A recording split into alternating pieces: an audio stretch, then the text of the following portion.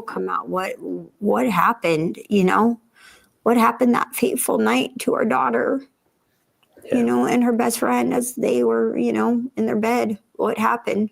Yeah. Why? You can't seal everything and ask the public to be a part of the case. At one point, you gotta stop sealing. And we've heard some of the Hippler's comments saying that not everything should be sealed that has been sealed. And we look forward to those things being brought to the public's attention, because the public needs to agree that everything's being done the way it should be done. That's Stephen. The truth will come out. What happened, what happened that fateful night to our daughter, and her best friend as they were, in their bed. What happened? Yeah. Why? You can't seal everything and ask the public to be a part of the case. At one point, you gotta stop sealing. And we've heard some of the Hippler's comments saying that not everything should be sealed that has been sealed. And we look forward to those things being brought to the public's attention, because the public needs. All right, everybody, welcome to Truth and Transparency. What is up? Make yourself known. Friday live. Well, the 911 call. It was under a protective order. It was under a gag. It was part of the motion in limine. The motion in limine that the state put in. So tonight, yesterday, breaking news. Today, breaking more news. But let's get this correct. I want to show everybody my thoughts and opinions. I will not be playing the 911 call. The 911 call is under court order, court seal, and until that changes on the docket, I am not playing it. This is the problem with, I think, society today, is that,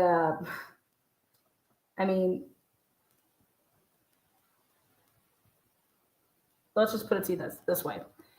A dated email on March 14th, okay, don't mean dick. For example, so I have an email here, and I'm going to print it out, read it, all the great things. It is from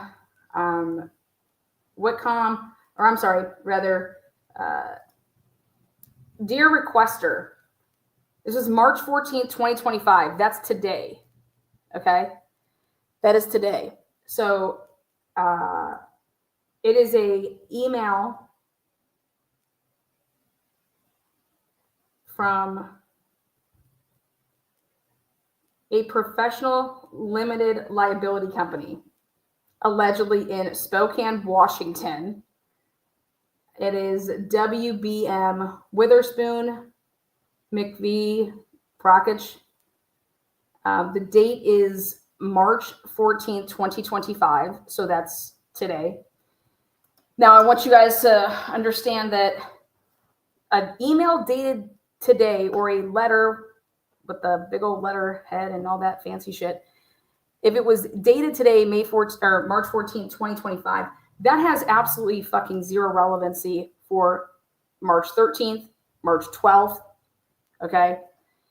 So it was put out to the world that the 911 call was FOIA'd, and it was received via FOIA. Nobody put out any FOIA papers with their 911 calls. Have you guys seen any FOIA papers with 911 calls? Okay. When I put out all the videos of the house back in 2022, each time I put out a video, I provided what I like to call as CVS receipts, truth and transparency. Okay. With the University of Idaho student murders, when that happened in November of 2022, we busted our asses over here because that's who we are, to do it the right way, to dig and get the papers, get whatever we can, put it out, period. Not alter anything. Played it as is. And we provided the paperwork that went with the video. It would be whether it was a report, not the 911 call, but the videos of the house. I'm trying to think, the body cams of the different activities that were going on throughout that whole night, everything. We provided the receipts that showed, hey, we went out there, got this stuff. Here it is. This is what they wrote us. And then here is the reports on top of the body cams. Okay. So a couple days ago, it starts leaking out that, we have the 911 call. Oh my God, I have the 911 call, but I'm not going to play it. What? This all started because the state put a motion in limine in, which was for text messages and 911 calls, or the 911 call, where they were looking to do certain things. Thank you so much, by the way, Miss H. Gold. Welcome to the membership. Mama, my favorite true crime.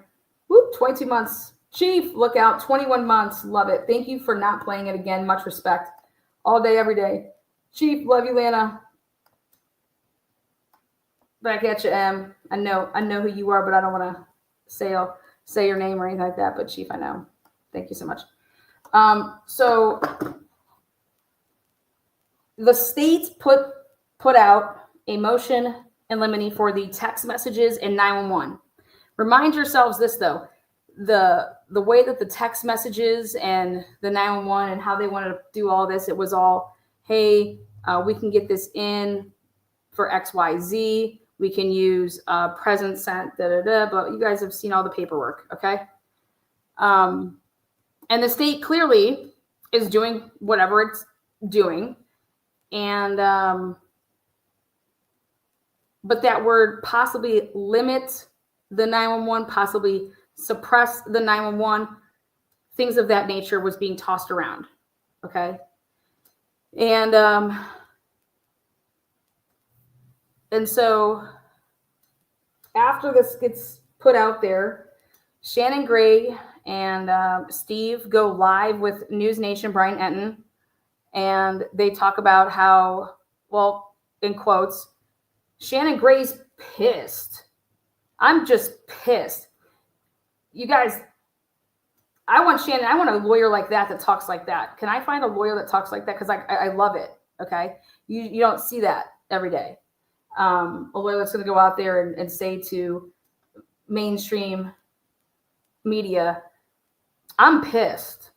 I was pissed that we didn't have notice about that. I was, I'm pissed for my clients. Pissed. Okay. And it was, he wanted notice. And I came out and I said it. I was like, notice. It's been on the case summary for a pretty decent amount of time. And this case summary has been available for the past, I don't know, almost 3 years. At least 2.5.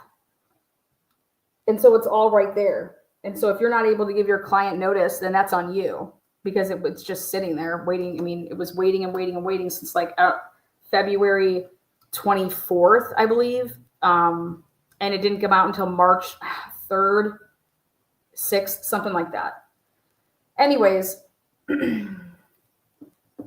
if you had the 911 call because you put a FOIA in, so I am challenging.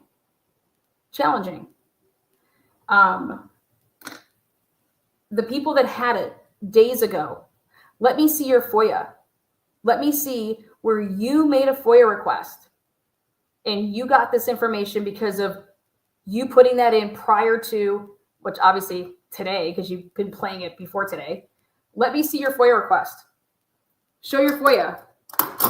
Like Lady Gaga says, show your teeth, blah, blah, blah, whatever the fuck you want to say. Show your shit.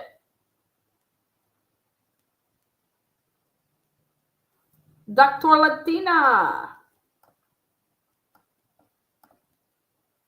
give me a break. Sounds rehearsed and contrived. It is imperative. The blood, yes, the bloody DNA found on the banister, the unknown DNA on the glove, and the DNA found under the victim's nails be tested. This raises huge reasonable doubt in the case. Yep, done. Absolutely. Absolutely. So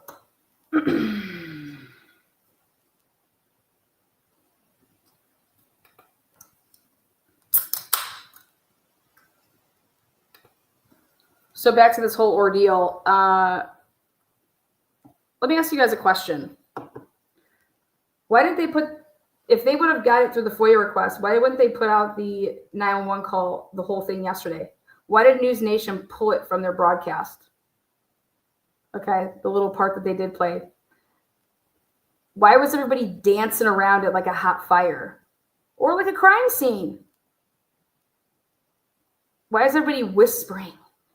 Like the crime scene.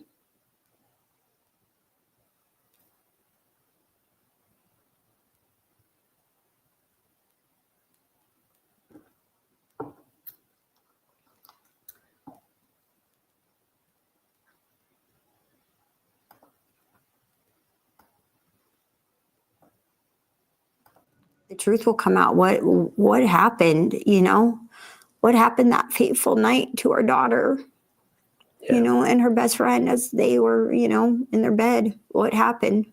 Yeah. Why? You can't seal everything and ask the public to be a part of the case. At one point, you gotta stop sealing. And I struggle with that one right there. The public hasn't been asked to help in this case for years. Since 2023, January 2023. Bill Thompson said, yeah, bring us tips about Brian Kober in 2023. Okay. But the public has not been asked to help on this case since 2023.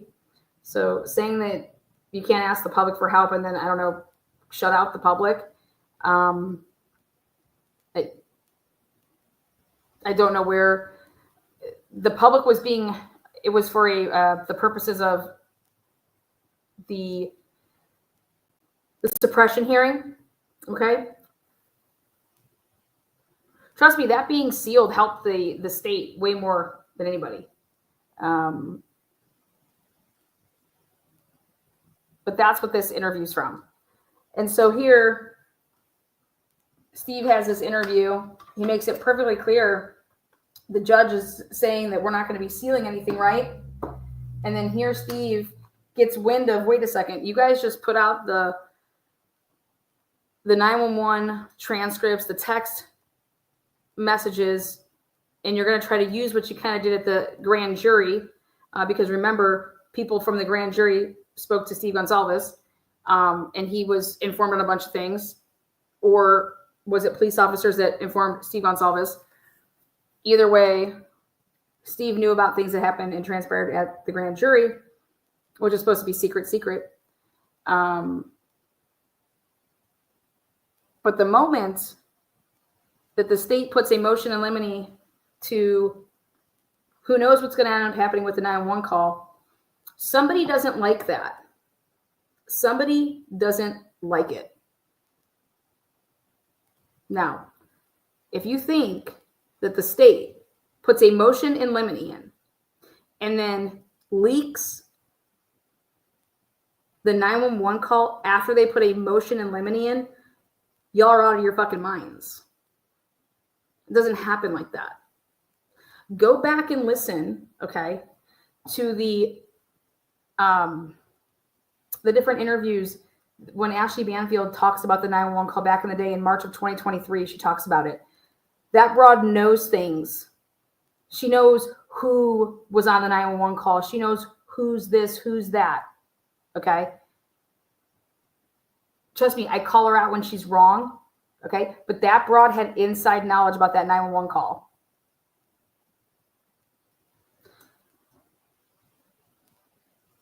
The 911 call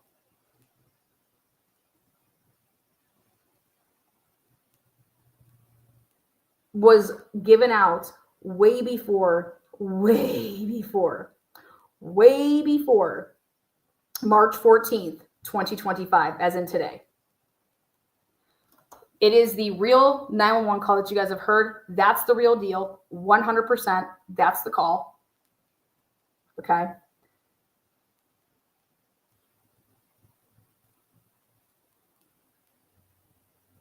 The things that were given to the families prior to an arrest ever being made, if I'm Ann Taylor, I ask those questions.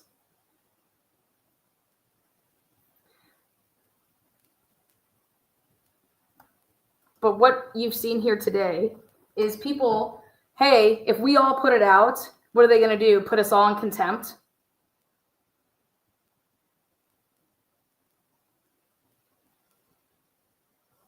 So according to Melissa Luck, her request for public records, okay, dear requester, I am providing this communication on behalf of Whitcomb 911.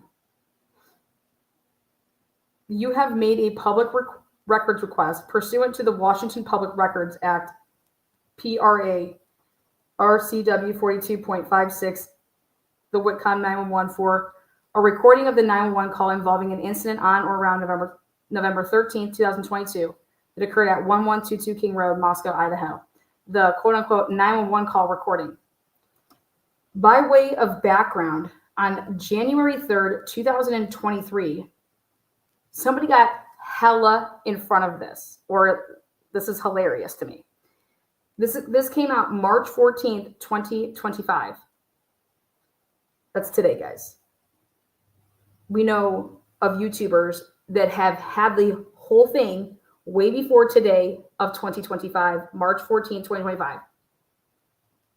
I know who their source is. It's very fucking obvious. But I'm of that, like, I'm cut from the cloth of like, dude, this is my government name. Here's the fuck what I do. And I don't fucking peddle things through other people. I do what I do and I stamp my fucking name across it. So I challenge others to the same.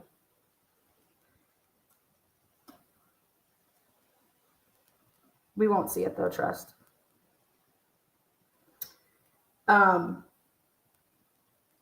By way of background, on January 3rd, 2023, prosecution defense attorneys in the case of the state of Idaho versus Brian Kober, cause blah, blah, blah, filed a stipulation for a non-dissemination order. That same day, the Latah County District Court issued a non-dissemination order. On January 18th, 2023, the Latah County District Court amended its January 3rd, 2023 non-dissemination order.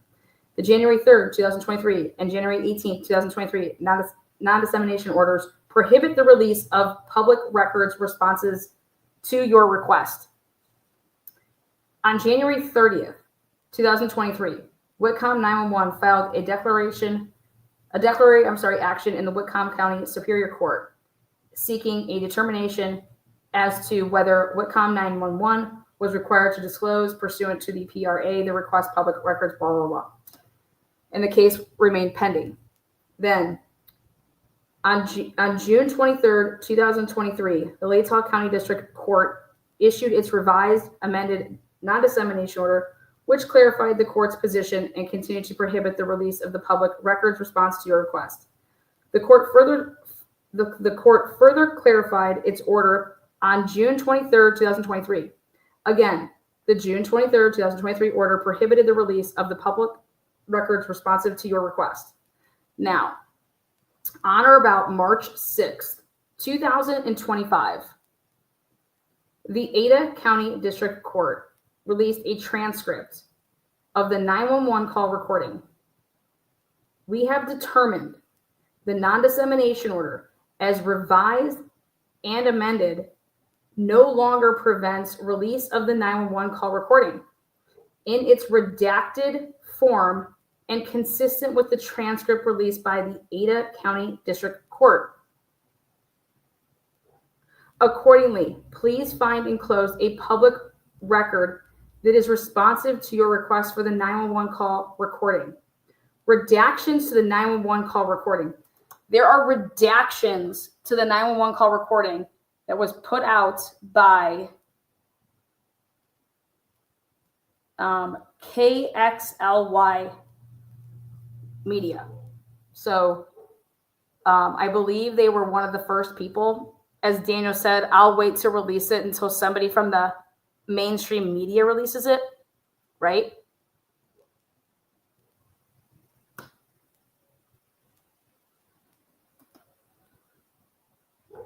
So this was sent to Melissa Luck at KXLY. And yes, it is Spokane. Yep. And whatever they put out, that is technically redacted. Okay. That is technically redacted.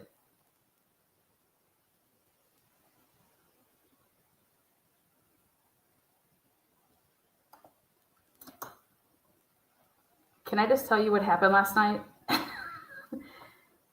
Emily then pipes in and says, they saw a man dressed in black at 4 a.m. They supposedly couldn't wake up. Xana. No mention of the blood bath in the house. Smell of blood and decaying bodies. We're going to get all to that. So my thought of this whole thing is I put it out there on my put it out there on my post, my community post, and to be perfectly clear, the University of Idaho student murders case update. Yesterday and today, we got a real glimpse of what is completely and utterly wrong with the world today when it comes to order. Today should remind everyone of December 10th, 2022 in this case, when law enforcement had a big meeting and decided to break the rules, bend them, and cover up those decisions by burying certain things. Those in charge made the conscious decision to stray from any and all ethical and moral boundaries. If you know this case, then you know exactly what I'm talking about. Just like the FBI and the prosecutor's office in this case on December 10th, 2022, when those agencies all said F protocol, F policy, and F the case integrity. Because that was the day when they had a big meeting and they decided to move the sample, the SNP, from Othram to the FBI. Full knowing that the FBI was going to do exactly what they did, which is fuck the policy. Simply put, the ones in charge, or think that they are in charge, believe that they are above the laws, protocols, rules, and orders, that they govern over us little folks. The rules simply do not apply to the rule enforcers. The actions, behaviors, decisions of certain select people, and trust me, they know who they are, over the past few days is a complete reflection on the type of leadership and actions of those leaders with this case. It's been phase by phase with this case. P.S. Don't ever forget the saying, you can take the kid out of the ghetto, but you can't take the ghetto out of the kid. FYI, the 911 call is still up in the state's current motion, and it has not been argued yet. It is a motion in limine, one of many that they filed.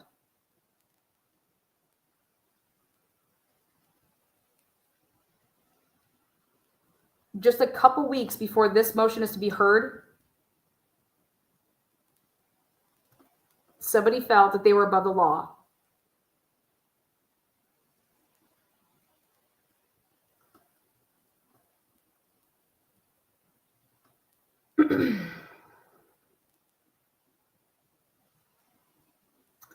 Now go back about a month or so ago, maybe longer. Steve G makes it perfectly clear that he was pissed about the evidence not being put out there. That's the video you're looking at right now. He was pissed about things being sealed. And you want to know why he was pissed? If you actually catch different total parts of this interview, he wants it to be all put out there so that folks / trolls won't be bothering or saying, whether it's a year from now, whether it's 2 years from now, whether it's however long from now, that nobody will be saying that Brian Clover is not guilty, because they won't be able to claim that they have not seen or heard certain things due to it not ever being seen or heard. Please go back and catch that interview. Green hat, hoodie, if you know, you know.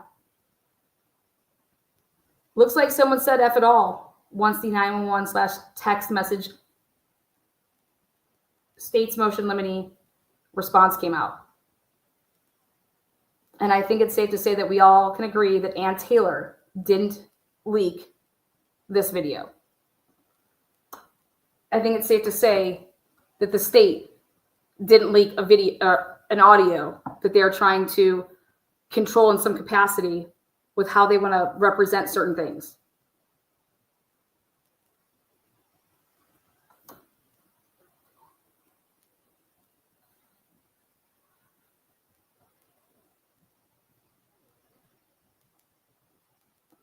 If multiple outlets and YouTubers and whoever else all release this, then guess what?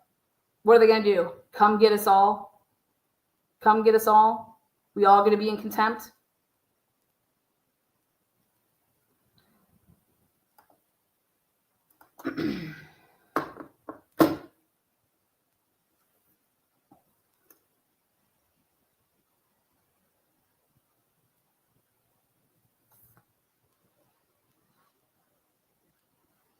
What happened over the past couple of days is a 100% example of the leadership that's gone on out of Idaho and with this case, period.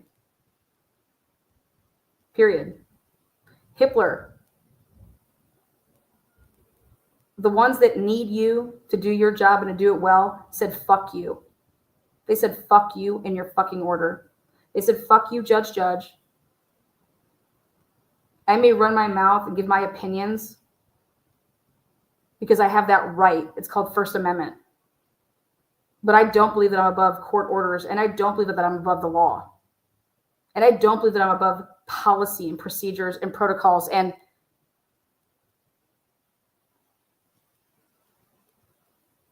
I have ethics, I have morals. And if I demand people to be good and better, then I better fucking be good and better. Otherwise, I ain't shit.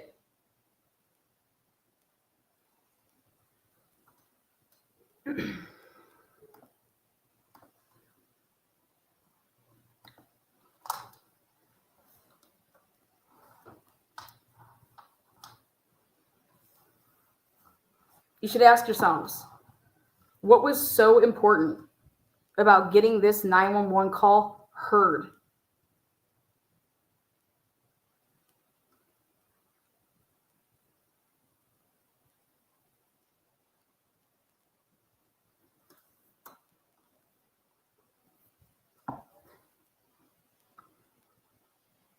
You want to know what it was, guys? It's called jumping in front of things.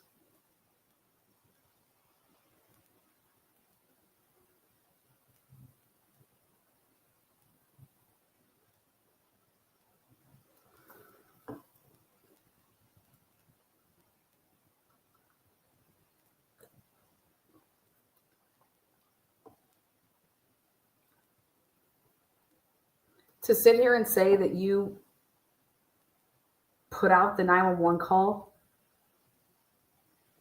because people were attacking Bethany or Dylan is absolutely hypocritical. That you would put that out, but you think that it's because people were attacking them or dragging them or whatever. And if this would have just been put out in the beginning, then nothing would have. Are you kidding me? I'm going to tell you that you're absolutely fucking wrong. Number one, your logic is so skewed because that house is supposed to be a bloodbath. And not a single person says and screaming for help. Not a single person is saying, oh my God, there's all this blood. Oh my God, they're stabbed. They're whispering. The only person I hear hyperventilating is the one kid that went upstairs, who I believe is this Ethan kid, who went upstairs and went into the bedroom of where Maddie and Kaylee were. And he is the one that when he came back down, said, poor Kaylee.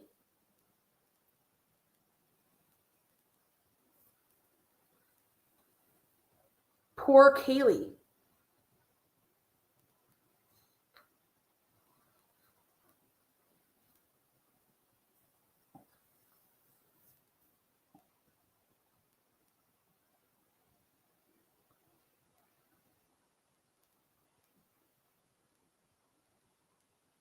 I have no idea what went on that night. I have no idea what went on that morning.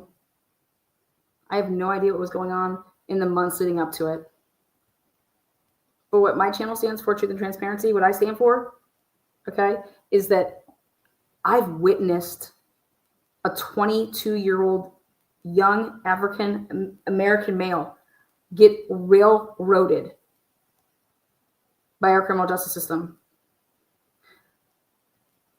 He paid with his church-going family, all their money, paid for a lawyer who didn't even open up his discovery, who lied, who didn't even work on his case, who didn't even file a fucking motion, while the state and the actors of the state, police, the prosecution office, the Pennsylvania State Police, the local law enforcement. When somebody only has a discovery that can literally fit in one binder, that can fit max 400 or 500 pages in a murder investigation,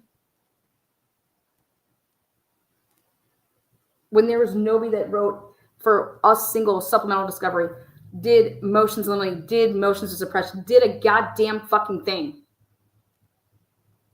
You don't have the fucking right to do what the fuck happened today, yesterday, and a couple days beforehand. Sorry, but you don't. You're the fucking problem.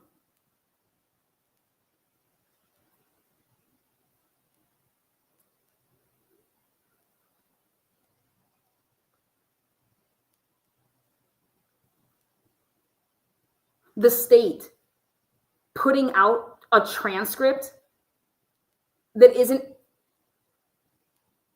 worth a goddamn, according to people, because it's not fucking right. Well, that's not your fucking problem.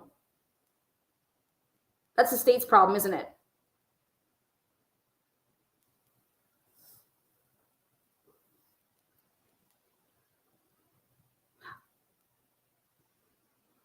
Don't go fucking up my fucking rights because you think you're entitled. That 911 call has been in the hands of certain people for a very fucking long time. And they know it. You got the victims' parents, all these victims' parents, none of them can come together. Why? Why can't any of these victims' parents come together? Why is Stacy Chapin and the Gonsalves family at fucking...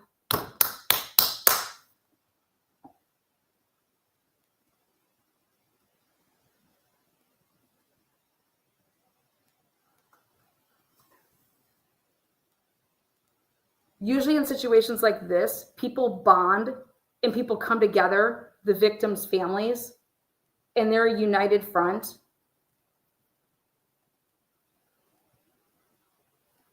In this case, it is the complete opposite. And that includes the fucking victims, which is the surviving roommates.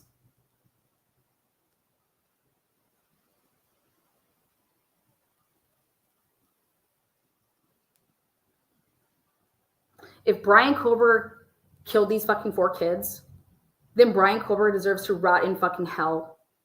And he will rot in hell. But we don't have the right to fuck with the process. We don't have that right. We don't have the right to say fuck a court order, fuck policy. What are they going to do to me? You can do it, but you don't have the right to do it. And everybody out here just fucking condoning this shit is a bunch of fucking pussy ass fucking sheep fucking motherfuckers.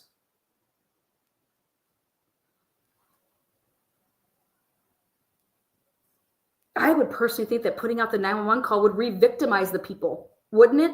Isn't that what everybody always says? Why are you re-victimizing people? You can't have it both ways. So Greg Hughes, shove it the fuck up your ass, okay?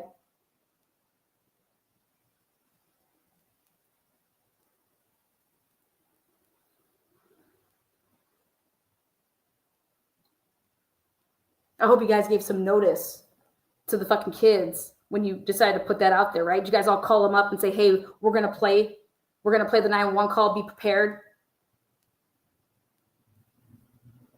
Because remember, that's what everybody was all pissed about.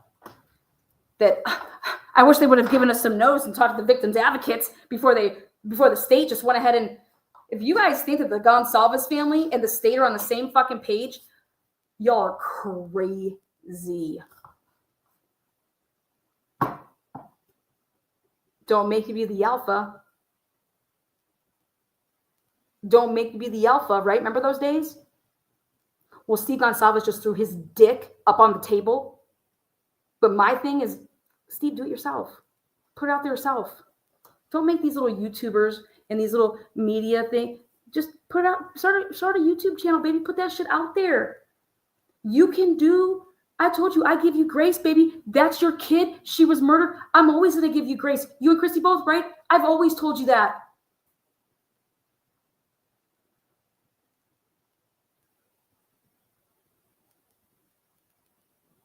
If it was my kid, I would do it myself, though.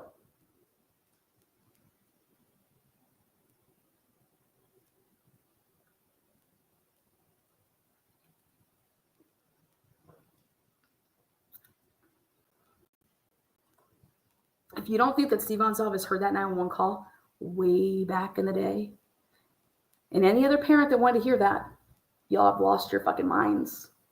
Y'all are living in La La Land.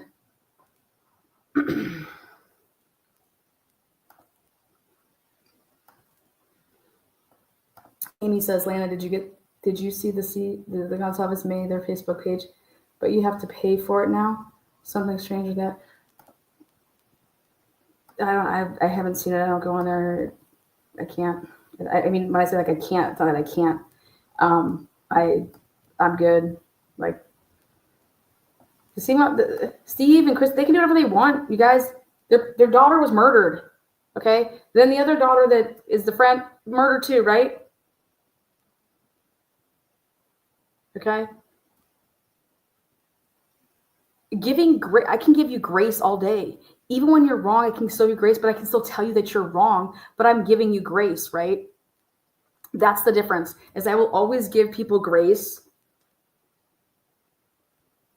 And I can go on rants like this because anybody who fucking knows me, they know that I have, you can't buy me, you can't fuck with me.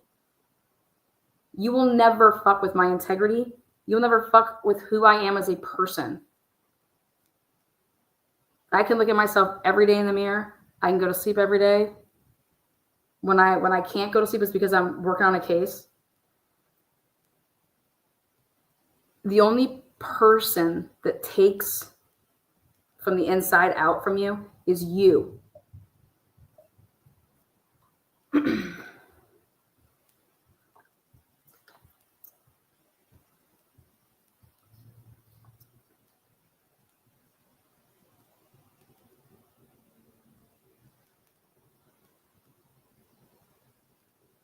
Can you imagine if Brian Kober is the guy and he gets off on technicalities, right? Or can you imagine if Brian Kober is the guy and he gets convicted, but then they have to do a retrial because of something? Or if it's a hung jury, or if he's acquitted? Can you imagine?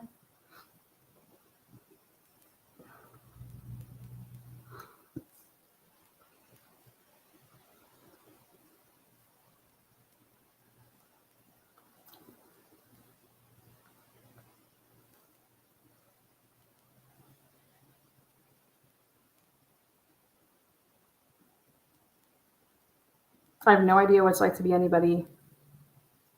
these parents that have lost their kids, not just this case, but any case. But I do know what it's like to be fucked with. be wrongfully accused. I also know what it's like to be framed.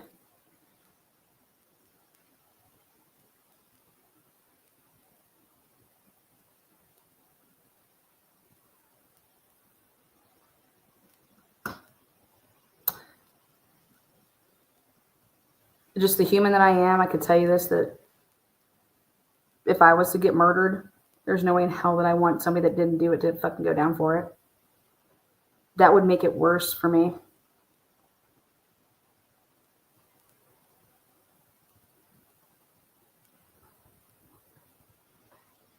If this case is such a slam dunk and you want to have justice for your daughter and for the other victims, and then why would you ever want to fuck with that, man?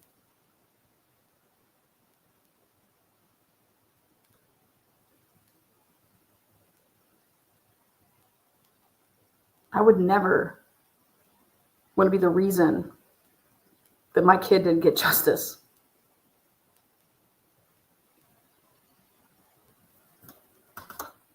Now about this 911 call that I will not play.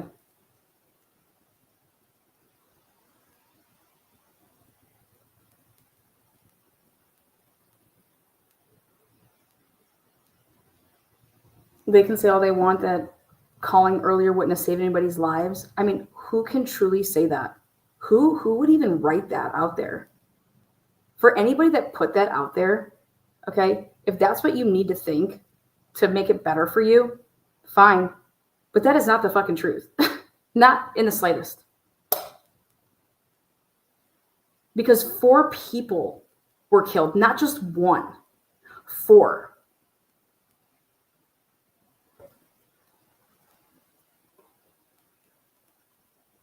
So if somebody would have done something right away, but these people couldn't call the cops. This house couldn't call the cops before they called other people because there is a no cop calling. It's like living in the ghetto. I learned it when I was up in Aliquippa. You're not calling the police. I'm like, we're just going to call the police and we're going to handle this. You're going to fucking put your phone away right now, Lana. You're not calling the police. You call the police, you either get shot or you get arrested because shit breaks out because cops don't know how to handle things. Sororities, fraternities, same things. We don't call the police. That's why 911 wasn't called. Because of the lifestyle. Because of the lifestyle. And it's a do not call the cop thing.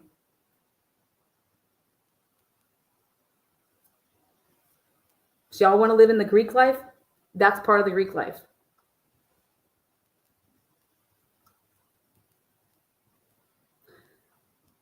The Gonsalves were really pretty adamant about wanting to know whose alibi, and they were talking about a girl. They want to know some girls' alibis. They wanted these people to come forward and show their phones and shit like that. Okay? And Steve's like, oh, I'll eat crow. I'll eat crow. You had some questions, didn't you, Steve? Because you heard all the shit that we're hearing now, didn't you, Steve? That's why. Because shit wasn't adding up, right? Because Jack D was getting all the information and then popping it to you, and you guys were doing your thing and doing your own investigation, and nothing was adding up, right? The roommates weren't talking to you guys. Cops weren't talking to you.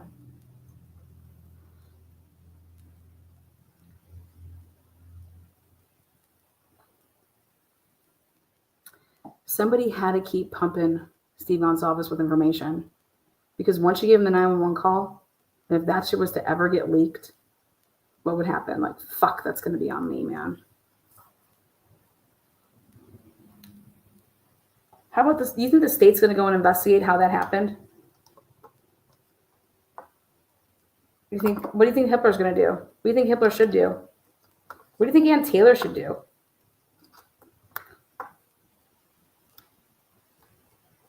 Don't you think the state would want to know who fucked with their case? If they're truly all about the victims as well, right?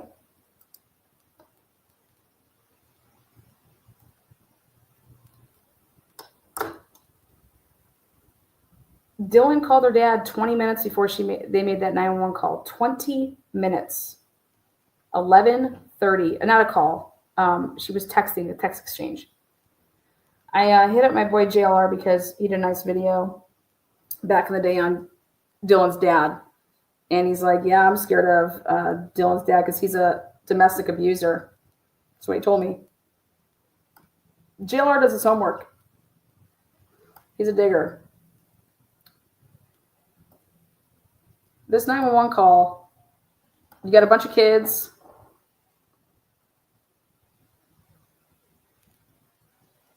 And for the most part, really, truly abnormal behavior, with my exception to the one boy who came from upstairs that said, poor Kaylee.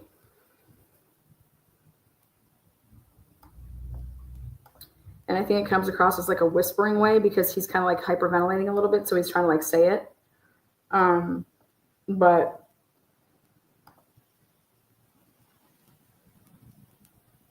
But the whole, like,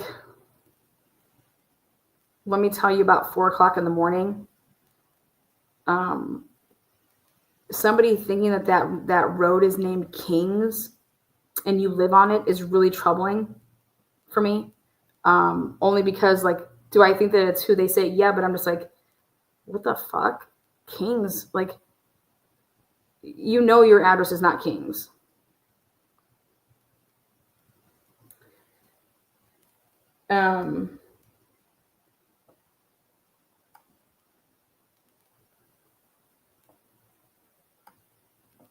I think everyone wants to talk about the 911 caller and that she hates her job.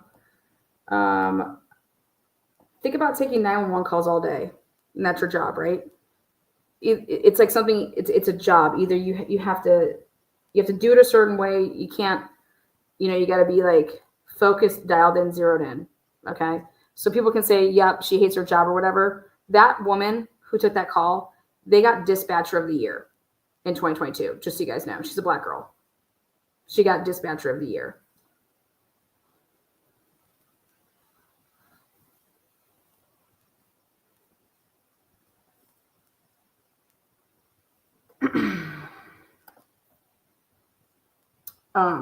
Thank you there, Mikey. Yes. Gifted 1 Truth and Transparency membership. Hopefully you guys caught that. Whoever caught that one. So I mean, just to keep hearing about the goddamn 911 person that answered the phone. What do you want her to be? Like, hey, Valley girl. Hey, girl, it's Tina. What's up? What's going on over there? You call me what? Huh? No way, girl. What'd you say? No way. Oh, girl. Who do you want? You want that cutie to come over with the badge? Like, what do you want these motherfucking people to do? Girl. I want somebody that's in the zone. Hey, you need to stop passing the phone around. What's your address? What's going on? No, what do you mean I want to hear about? Is somebody passed out? Like, and then how you could say that somebody is passed out in that scene versus stabbed a bunch of times, okay? Blood. Again, the only person that I believe, the dude coming down, okay? But it was like exactly what I said. It was like, we're going to call 911, but we're not saying anything. We're not saying anything except for our story. That's not normal. Anybody that wants to say that is awesome. My opinion, not normal. Okay? You don't say, you don't call 911 and not call for help. Okay? I don't know what you're calling 911 for if you're not calling for help. You called 911 for help. Please teach your children that. You call 911 for help. Calling 911 for help is not being a snitch. And if you think that, then guess what? Claps for you, and that's the life that you live. And if that's who your kids want to be around, that the friends that they would have would be thinking that way, then your kids are friends with those people, and that's what happens. The Greek life is a mentality, just like an athlete is a mentality. Okay. We're taught as athletes, if to see somebody, like we're taught, hey, we all know CPR. We would not call 911 at a party. No, because you don't want to know what our smart brains would do is that we're going to call 911 and then we'll just get it all covered up and keep it out of the press afterwards. But we're going to make sure that our friends are okay.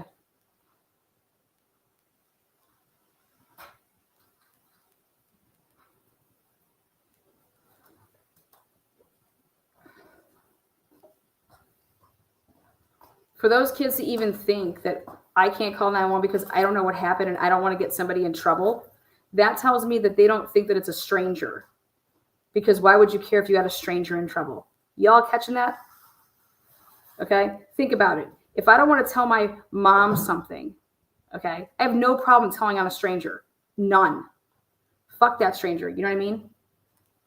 But when you have kids that don't want to tell stories about people that they know and like,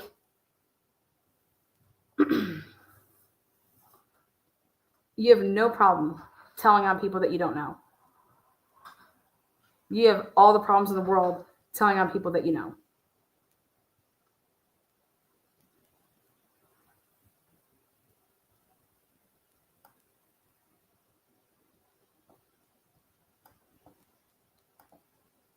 If the words truly could come out of somebody's mouth during that 911 call, that there was a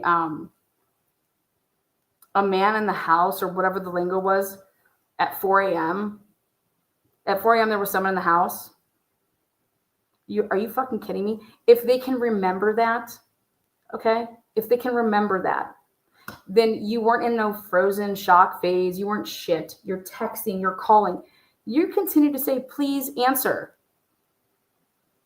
Please answer.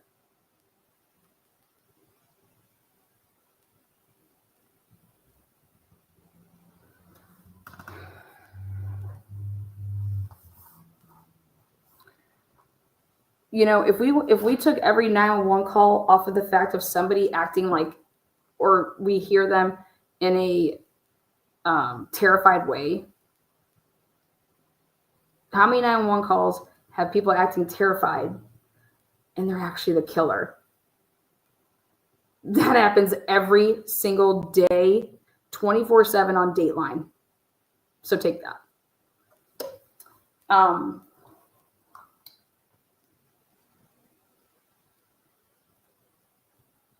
You know, for them to know, think about this.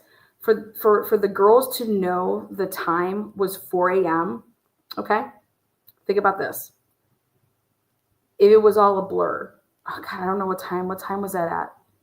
You would have to either A, look at your phone to go back and to say, okay, I started texting you at this time, whatever. But for them to come right with it, it was at 4 a.m. versus like, oh my God, in the middle of the night. I don't know, like I woke up and like, I don't even know what time it was. And then I just start texting everybody. Like that's how you would be telling a story. Like you wouldn't know what time it was. Okay. But for Emily or Dylan or Bethany to say at 4 a.m., it's real fucking interesting. Versus, oh my God, I woke up in the middle of the night and let me tell you what happened.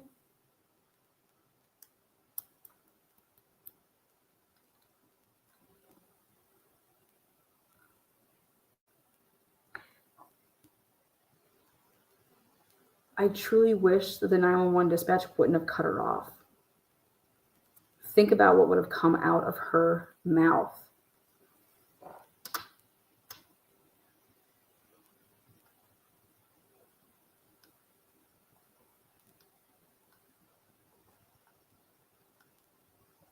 But those of you guys that want to knock the dispatch, she actually truly cared about making sure that if somebody, like, I want to be able to help you guys, help somebody that's supposedly unconscious and that we need to like possibly save.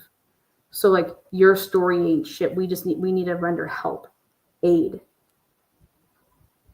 But those people knew that there was no saving them. That's what it sounds like on the phone. Like if you're going to tell and ready to tell me a story, that tells me that you're telling me a story because of something that happened. And there's a conclusion, meaning they're dead. I don't need to ask for help because there is no helping. They're dead. I know that they're dead.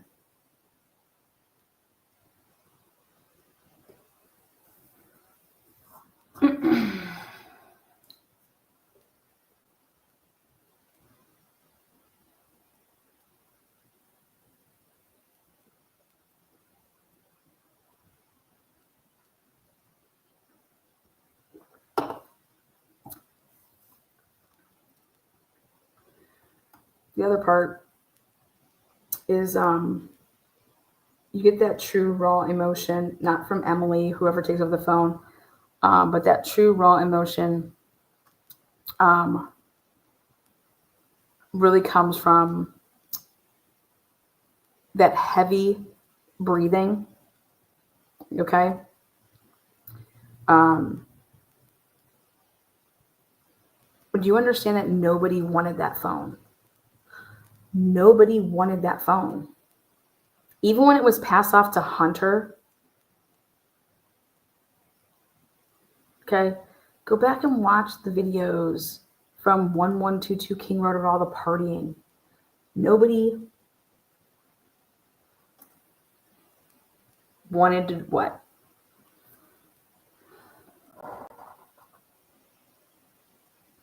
Nobody wanted that phone. If I didn't know and thought that we could still get help, right? Because I don't know what's going on, I would have been, you need to get somebody here. Like, oh my God, I just got here. I have no idea. Like, there's blood everywhere. Like, oh my God, bring ambulance. Like, holy shit.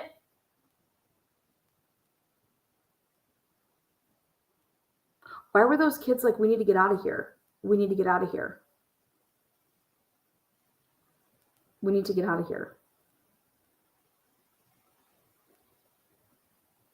Get out. What?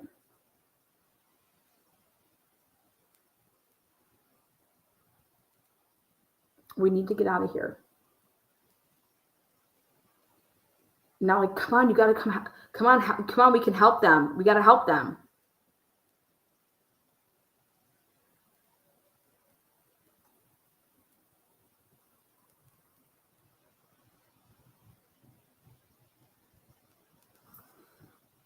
Now,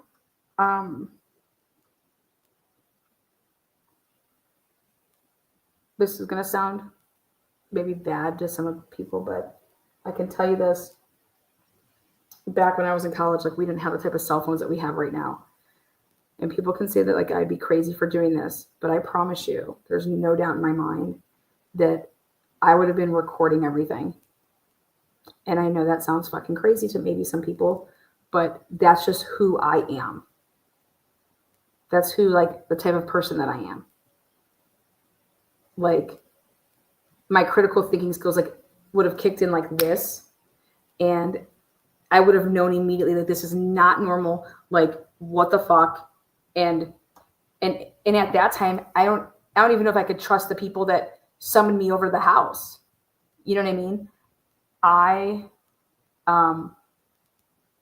I would have been recording things.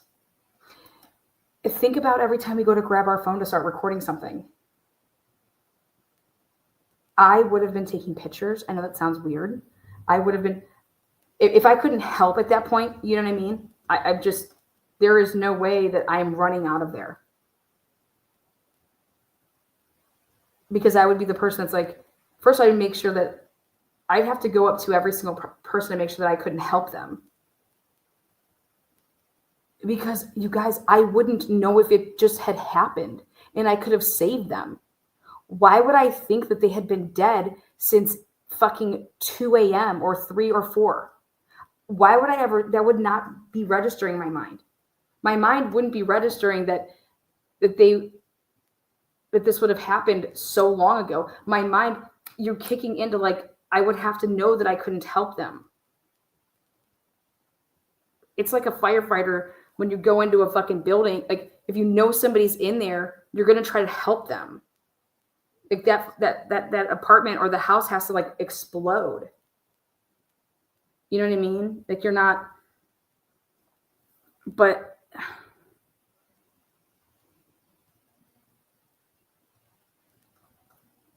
that could have happened earlier. You understand?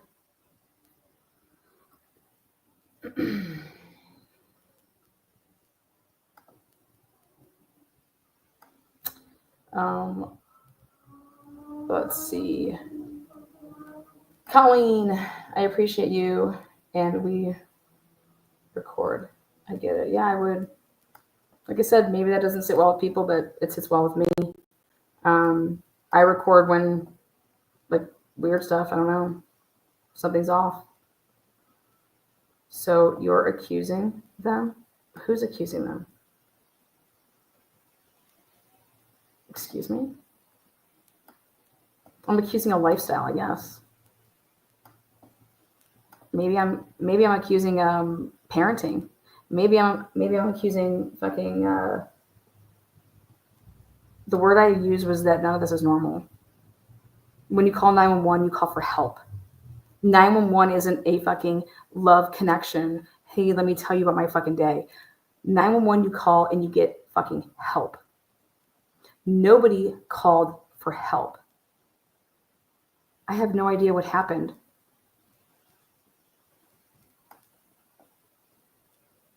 Like, these are supposed to be educated people.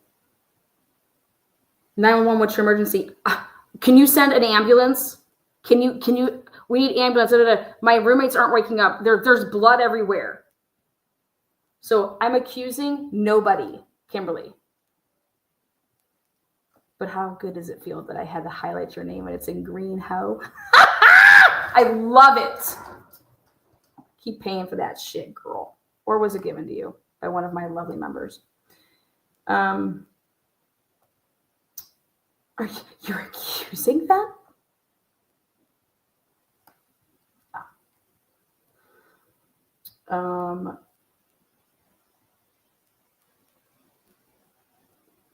Again, none of us were there.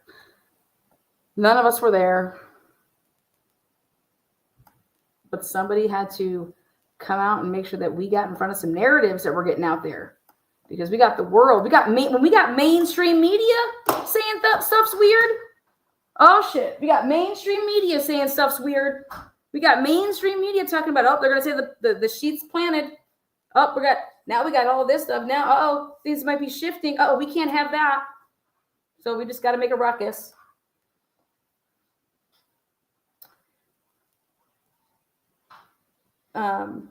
Not sure if Sleuthy Goosey's still in here. I saw it. I was trying to catch one of the comments. I had it clicked and then I clicked off of it. Both roommates were awake and aware of what was transpiring. And you know what I'm so sick and tired of hearing, guys? Okay, listen. Every year I celebrate Halloween like a crazy motherfucker. Like you don't even understand. All right. They prank and they do this. Well, by God, what are we going to see in these people's phones about pranking? What kind of pranks are y'all running?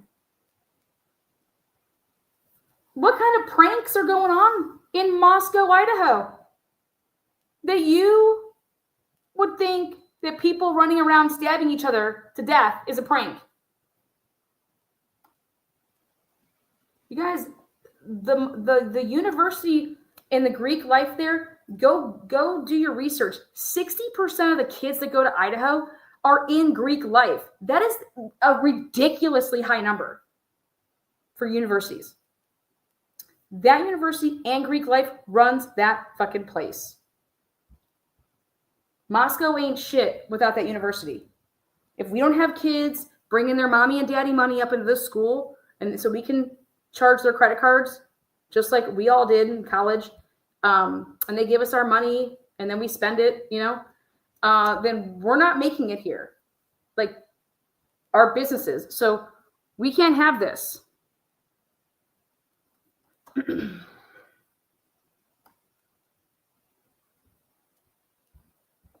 But I don't know what type of pranking is going on, and that you just happen to tell me that where all this pranking is going on, where people are putting themselves in masks and people are dressing in black and people are chasing each other with knives and cutting watermelons with machetes and whatever else, putting, like I said, animals on people's porches, carcasses, all that shit that's going on. And you're going to tell me that a guy out there comes across country and knows what house to pick out because I'm going to leave survivors as well, but I'm going to pick a house where they prank each other with knives and masks. And this dude does that.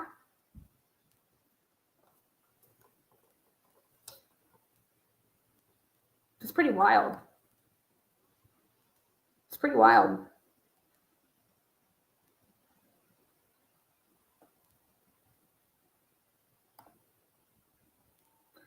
Ms. Potts says, why do they think smearing mutilated coyotes and coyote blood all over the Pi-Fi house is a prank? And which one was mutilating the animals because it stopped after? Yeah, we haven't heard anything about the mutilation, have we?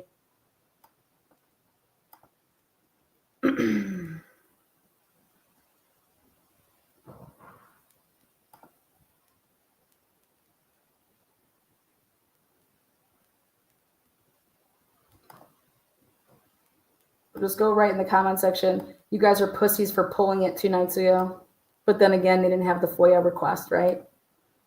Nobody had the FOIA request a couple nights ago. And I'm not even going to give them the satisfaction to say put it out now because we know how easy it is to doctor up fucking after the fact bullshit. So I'm not even going to give you that.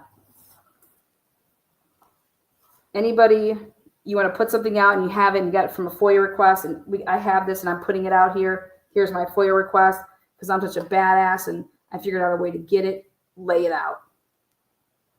That's not what happened in this situation. This was part of the state's motion in limine that was set to be oral argued in a couple weeks, that was set to possibly be sealed, possibly whatever they were planning on doing with it, okay? And somebody decided to take matters into their own hands and release it. And this person didn't get it after the motion in limine.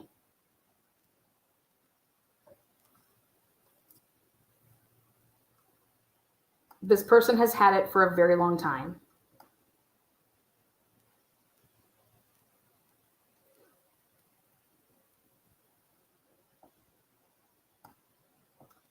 It's here. It's right here.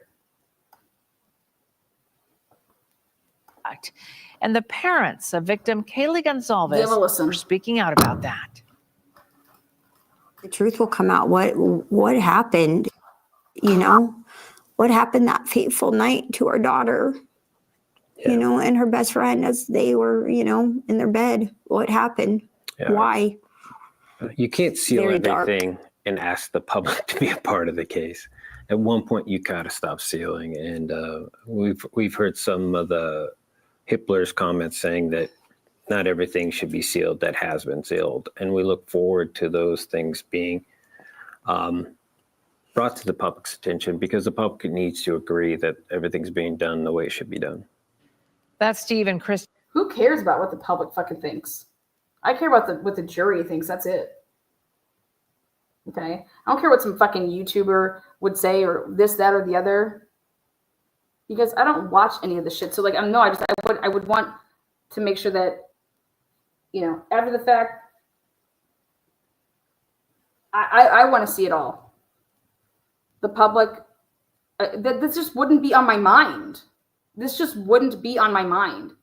But when you take money from the public and they're supporting you, then maybe you care about the public more. I don't know. I don't know what the answer is there, but that just wouldn't be what I would be talking about. That's just odd to me. And Steve and Christy, I love you guys to death. I do. But this is what happened You got this, then you got Shannon Gray coming out and saying how pissed he was that the text messages and the 911, whatever you want to call it, the what was it? The motion limiting when they put out the redacted transcripts. You know, also, if you think that the state is just sitting there putting transcripts together, how like we as, you know, hey, clear up that audio. Hey, they can't, there's no audio that's admissible that it's enhanced like that. Like, just so we're clear, go listen to the Karen Reed 911 call that's in the record. Okay. There is no enhanced clear audio for the Karen Reed case. That audio sucks. But if you do enhance it and clear it up, it's night and day, right? Gail, thank you so much. 7 months. Cheers. Happy birthday. Yes, happy birthday. It's my birthday month. Just celebrating every day. Latina, who do you think leaked it and why now? Well, I think the person, the original source, has had it for a long time. And why now? Because it was the subject of the motion in limine. Because it was the subject of the motion in limine. The 911 call became the subject of the motion in limine. And that's why. Also, it was just made known at the end of last week. Shannon Gray was pissed. And I think what saves your ass is that when you're the leaker, but you got it from the police, it kind of saves you. You think the cops are going to be telling on themselves? I don't think so. You know, if it was potentially put out there to multiple people because it was put out to the family got it before there was an arrest, then you don't know which family member was the producer of it. But at the end of the day,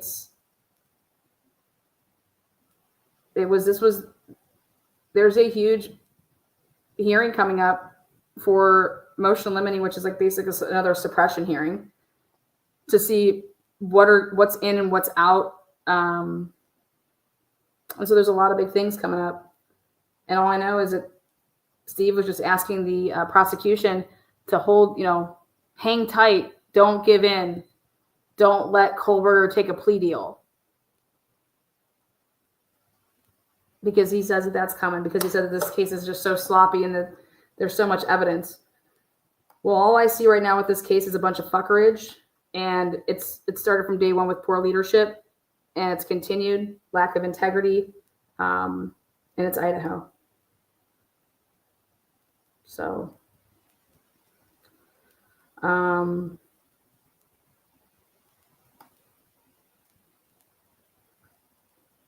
but for the people out there that put it out and saying that they got it through a FOIA request, I call bullshit. And if I'm wrong, prove me wrong. Give me a FOIA request number that you got so that I can check it with I just thought about another way that I could check that. Everybody has a FOIA request number. So give me your FOIA request number.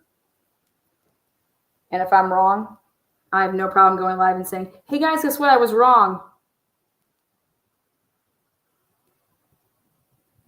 But the only letter that's out there and the person that got this FOIA was on March 14th, which is today, 2025. 2 people that are YouTubers had it in their entirety well before March 14th, 2025. So bring it. And they won't, because they can't. And I'm just there's a court order.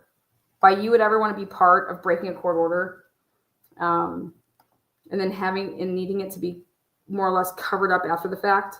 That's what it looks like to me. Honest question, says Marky. Wonder if you know who paid Whitcomb off to release it, or someone has lawsuit coming attached Whitcomb's name to a fake doc. I don't really give a fuck about that. I don't think so. I think it's more of like a cover your own ass from the original source. The original source is obviously not the defense. The original source is from the state side. And when I say the state, it's the state actors. So you're talking about the prosecution. You're talking about, you got the FBI then, you got ISP, you got Moscow, you know, Latah County sheriffs, all the people that worked on that case. But go back and give a listen to Ashley Banfield. Back in March of 2023, Ashley Banfield knew all the details to this fucking call. Okay? And remember when she messes up, and I'm going to go find the episode if she didn't already rake it, but she talks about it. I think she says like an Ethan, but I think she got it fucked up because it was an Evan, and she kind of got that messed up. She was back in the day.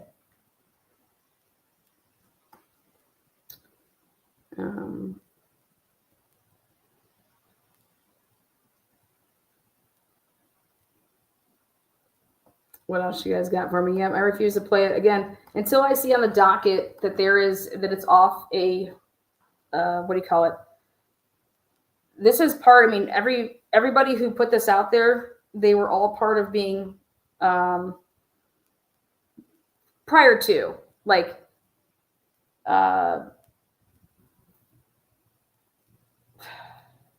anybody yesterday, day before that, they had this 911 call. They teased it out. Daniel flat out said, I'll put it out after mainstream media puts it out.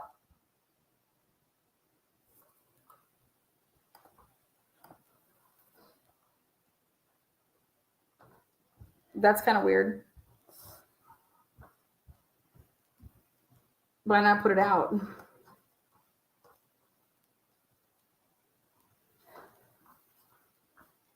Why would I need to have mainstream media put it out? Oh, because I don't have the FOIA. Because I got it a different way. You think that Channel 4 gave their FOIA to Drunk Turkey? You think that Channel 4 gave their FOIA to fucking Gray Hughes? Come on, you guys. You guys call yourselves true crime people. Come on now. You can't sniff this out.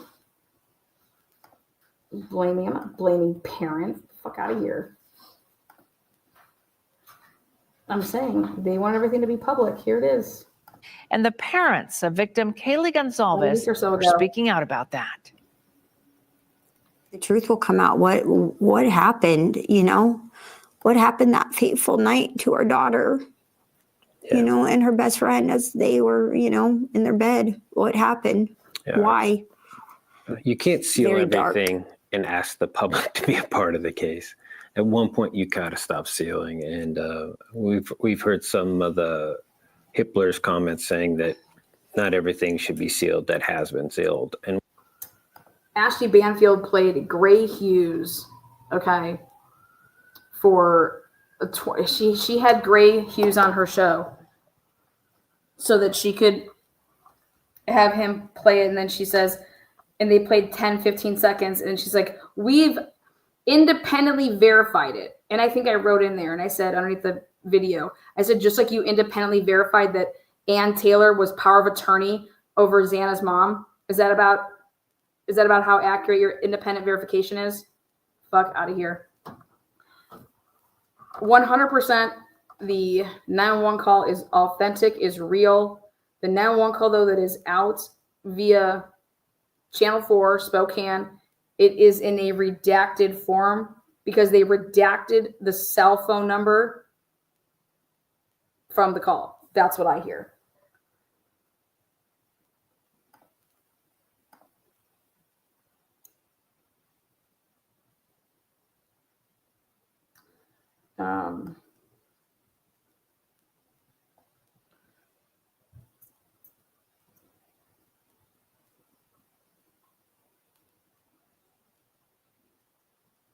Let's see.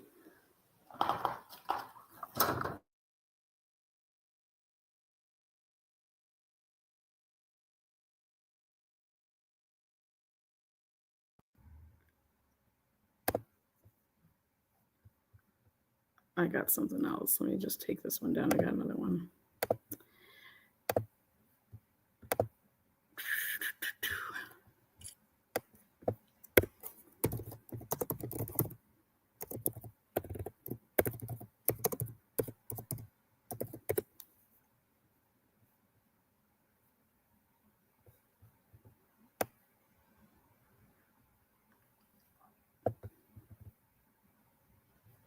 I have another one I want to show you. All right, so I went back through the IGG cases, the 4 that, what's his name, Judge talks about in his motion back in the day for the protective order, that they just did an in-camera review, blah, blah, and then the defense got whatever. The 4 cases that they talk about in that order, not a single one of them has a case where IGG was kept secret from the defendant. Okay. And then you even have 2021 cases, 2019 cases. I mean, nobody is keeping it a secret when they've used IGG, because there's the cases that they talked about. They were even used in the search warrants, things like that. Hello, when you have 30-year-old cases or 18-year-old cases or whatever. The other thing is that all the DNA that was present in all those cases, they were all either semen or saliva. Okay. They were not a trace, touch, or anything like that. And it wasn't on an object that was foreign to the crime scene. Okay. So I went back and I did some digging on these cases. And this is the only case where the prosecution and the investigators hid the fact that they used IGG. It's one thing like, hey, we're going to fight you that you're not entitled to the IGG work and all that stuff. But in the Brian Kober case here, they tried to completely hide the fact that they used it. And in these other cases, that's not the case. Okay. And well, today we know why. It's because the Federal Bureau of Investigation violated their own policy and decided to, we don't give a fuck. We're going to look at any database we want, blah, blah, blah, right? Well, even after Hitler says, it's still not tossed, right? It's in. The state wants it still tossed, but wants to use a tip, right? So I was like, God. Well, I went back and I sent it on over to Ann Taylor's. I'm sure they already know.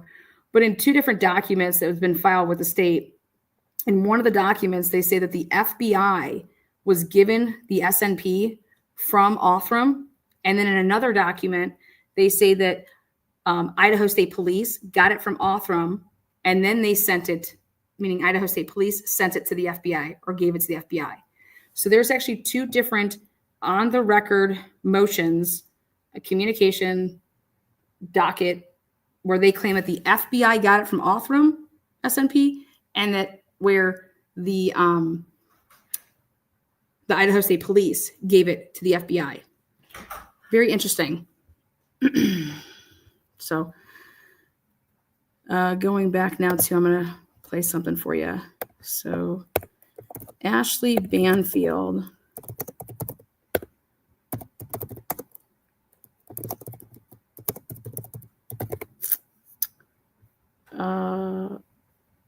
I don't know if she pulled it.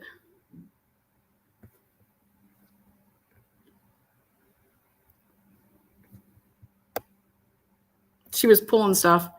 In case you guys don't know, but Maura Murray case, if you guys have been following the Maura Murray case, things took a wild turn in that case. It's been a case that I've been covering for a long time. Personally, back in the day, we're around the same age, and that happened when I was in college. Fingerprints that were found in her car. A guy in Ohio here, right here in Columbus, Franklin County, he was convicted 15 years for beating and killing animals, whatever.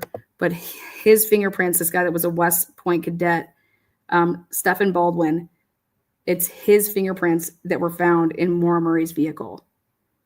And so I'm hoping that gets some treatment. It just like literally came out today. So I will be covering that. But he is here in Ohio, got picked up, convicted 15 years, killing cats and dogs and doing it through a nonprofit and taking the money and acting like he's doing all these great things for, the animals. He's a sick son of a bitch.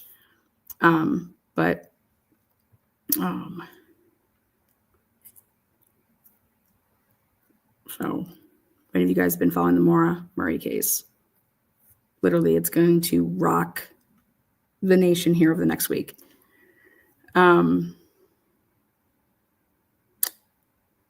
Yeah, you can go ahead and look it up, Stefan. I'm going to be covering it tomorrow, so I'll show you everything.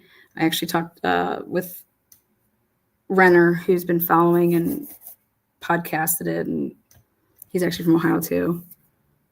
We got our Ohio roots. So, going back though to the Idaho case,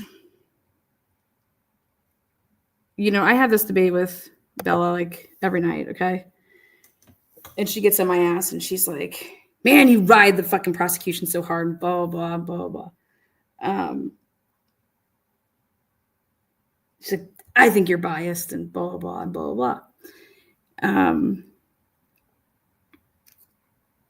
I said, if you think for a second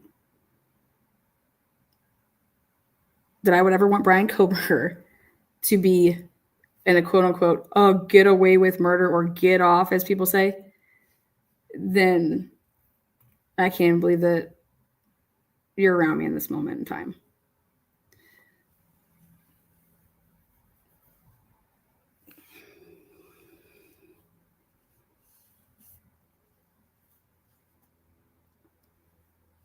Bryan Kohberger is the guy.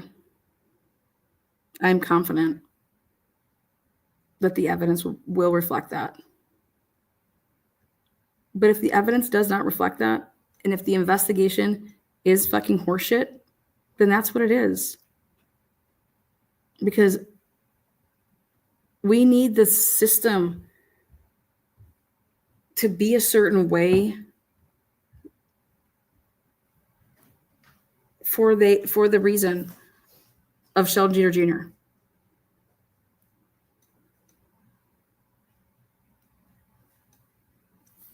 It has come out this year more than ever, the last 2 years, actually, probably since 2020, ever since COVID, I feel like right after COVID. All we're seeing is literally scumbag after scumbag in some law enforcement agency that's fucking doing something, right? Just like we're seeing more and more teachers doing shit with fucking kids, right? That doesn't make all the teachers bad. It doesn't make all the cops bad. It doesn't make all the DAs bad, okay? But it happens. And to sit here and say that it doesn't, or to just, hey,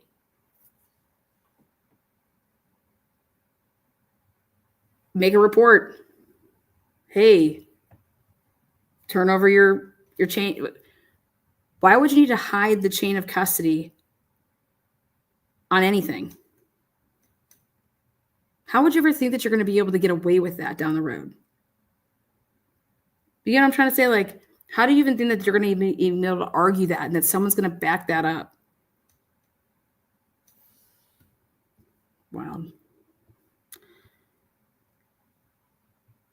So truth and transparency is all about, hey, we're going to hold you accountable for doing it right. Because when it happens right, those aren't the cases that are in the limelight, guys.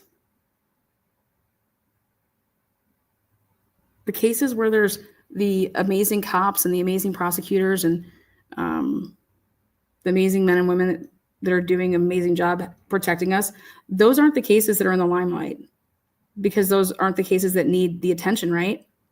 When you have attention on cases, especially, like, that's the whole point. It's supposed to be like the media, right? It's supposed to be like we the people, holding people accountable, making sure that, hey, this is like, hey, if we expose it, then, hey, you can't do this, and hey, this, that, and hey, that.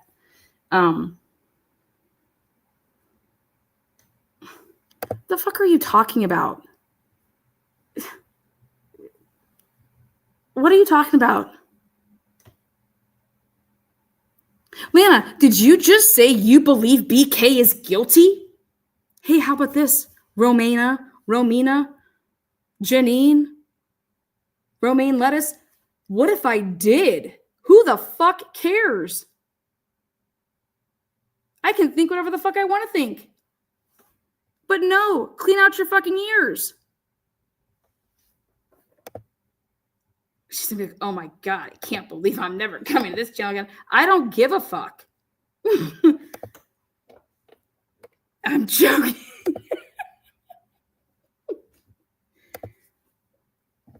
Absolutely fucking ridiculous. Anybody that says, I know that Brian Kober is innocent, that's a fucking lie too. You don't know shit. You weren't fucking there. God damn. We don't know anything. Until you get information and when you sort it all out, that's how you know things. Right now, what I know is that a lot of fucked up things took place.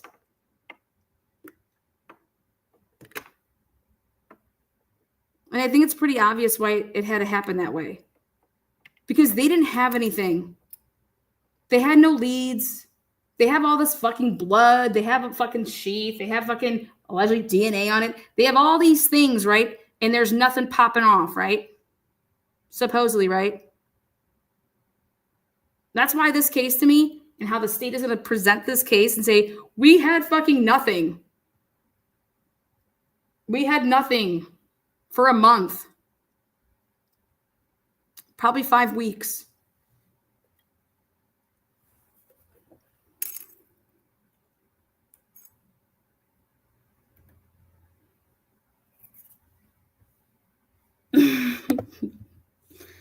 We want truth and transparency. Absolutely. Absolutely. But you guys, hypothetically speaking, if you think that I'm going to watch this trial with everybody and cover this trial, and let's say that, I don't know, let's say that it comes out, fuck that. Let's throw something out there.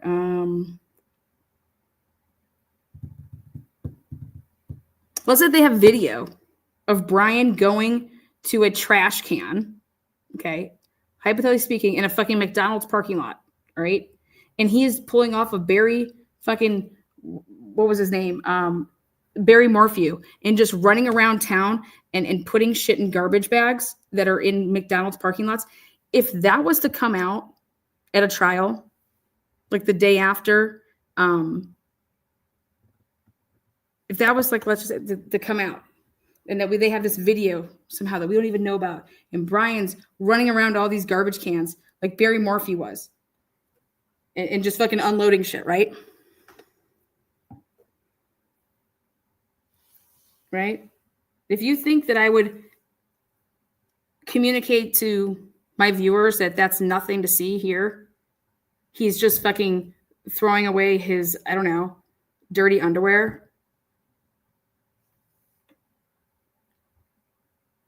then you have no idea who the fuck I am. If,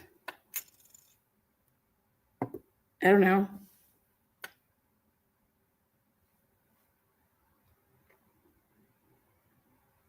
if Brian's blood was in that house, fuck yeah, I would think he was guilty. Why is Brian Kober's blood in there?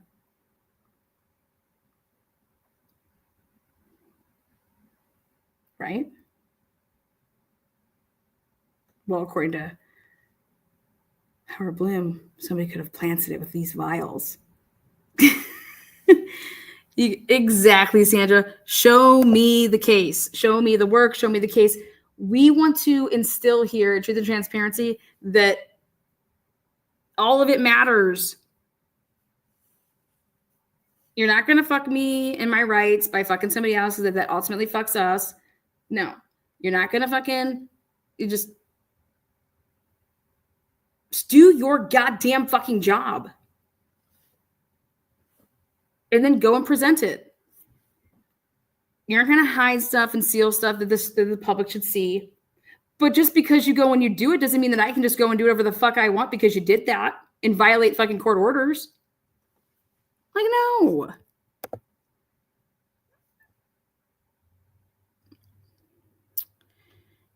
I'm happy we're going to hear Dylan explain what happened in court. Yes. We're going to hear what Dylan has to say. We're going to hear what Beth, we're going to hear what all these people have to say. Do you guys remember Judge or Chief Fry? I don't even know the answer. Who was there? How many people were there? We don't even know. We don't even know who they are. That's the type of investigation we're dealing with. Trust me. Then we can either say that they're inept, they're shitty, but I did my homework on the Idaho State Police. They fucking suck dick. The Idaho State Police could not investigate themselves at a brown paper bag from fucking Kroger. All right? They suck. They are horrible. Idaho State Police, they are horrible.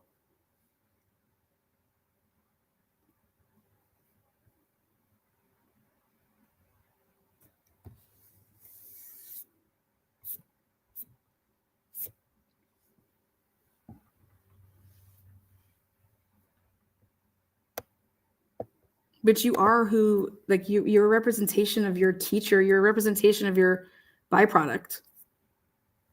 The Idaho State Police is shit because of it trickles down.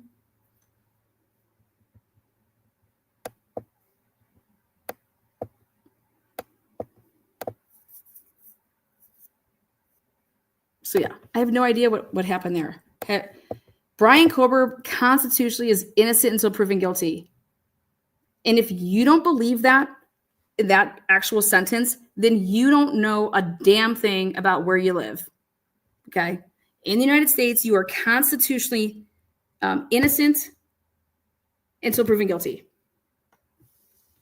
Now, either Brian Kober is going to be proven factually innocent or factually guilty, or fuck, we don't know, because they fucked the job so bad that he's acquitted because of a fuck job. And to me, that's horrible. Because if he truly did it, do you want him running around? But if he didn't do it, do you want him locked up and the other people have been still running around? I mean, how difficult is it?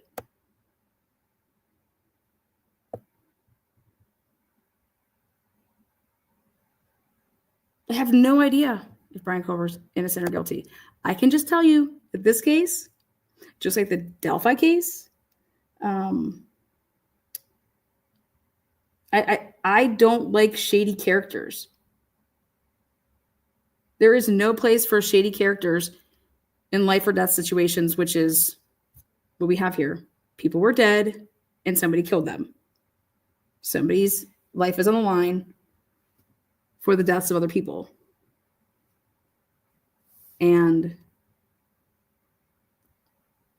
a couple weeks before a motion to eliminate, a 911 call that's been sealed since November of 2022 just so happens to leak out of YouTubers. Are you out of your fucking minds? How do you get that? You are so full of yourself. Thank you so much. My parents raised me right. You should be full of yourself as well, Elizabeth. It really helps with self-image. You can accomplish a lot more when you believe in yourself. Just go ask your shrink.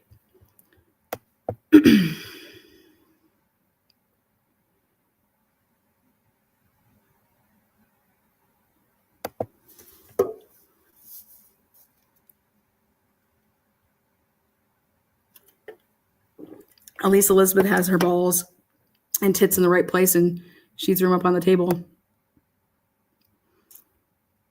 See, Elizabeth, we don't block you for that opinion. We embrace it. Keep flexing on that shit, girl.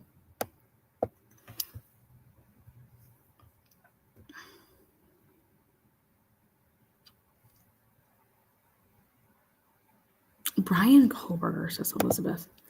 Brian Kober is the guy. I'm confident that the evidence will reflect that, question mark, question mark, question mark. If that isn't a guilt statement. What? Who says that? I'm confident that the evidence will reflect that? Who? What? Elizabeth in quotes. Brian Kober is the guy. I am confident that the evidence will reflect that. Question mark, question mark, question mark. If that isn't a guilt statement. Elizabeth, this is Tina with What the Fuck Translation Services. What the fuck are you talking about?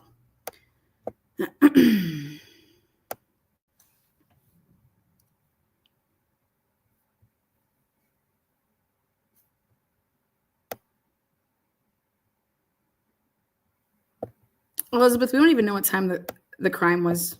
You understand that right now? We have no idea what time the crime was. We have a theory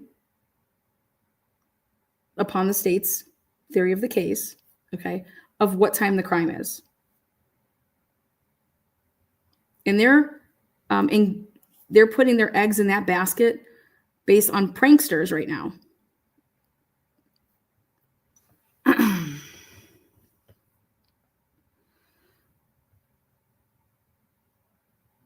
Shark bite, you're fired up tonight, and I'm here for it.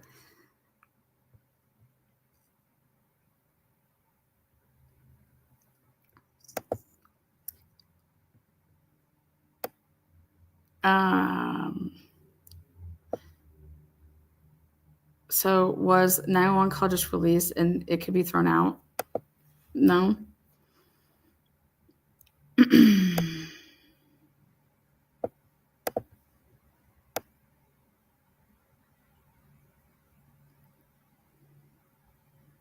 I'm reading Elizabeth's statement so that Elizabeth feels the big rocket.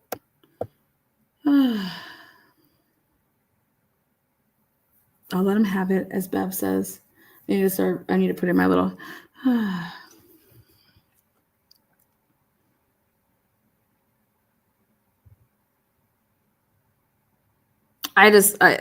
We don't even know what time the crime was. We have people that supposedly got home at 2, supposedly went to bed by 4, or in their bedrooms at least by 4. We have a 911 call at 11:56 a.m. 11. So we have no idea what time the crime was at. We have allegedly text messages that are being used for timeline and present tense hearsay exception.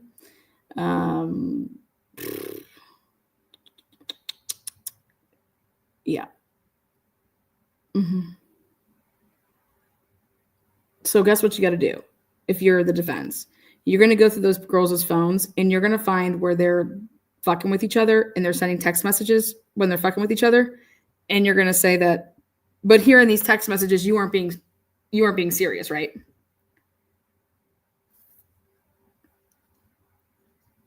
And then I'll actually, Jenny's going to say, well, clearly they were being serious here because look at the aftermath we have. Right.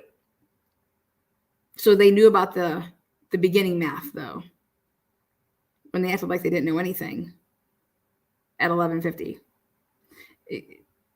You guys, I don't know. I haven't. Woo! This is going to be one of the. I think it's going to blow OJ's case out of the water. People that were attached to the TV to hear about it. People that couldn't watch the Peterson case. What other cases? I think this is going to blow out the Karen Reed case. Karen Reed case was boring, unless you really know stuff about it. But the Karen Reed case, honestly, it's like something like, how long have you been watching General Hospital? People that are General Hospital, okay, yeah, I like, but if you don't, it's like not you're going to be your cup of tea. Let's see. I'm trying to think of where's a really good trial that is truly like a, we don't know who did it because there's just crazy stuff. So I don't know. See, Casey Anthony, to me, it's like it's either her or her parents, right?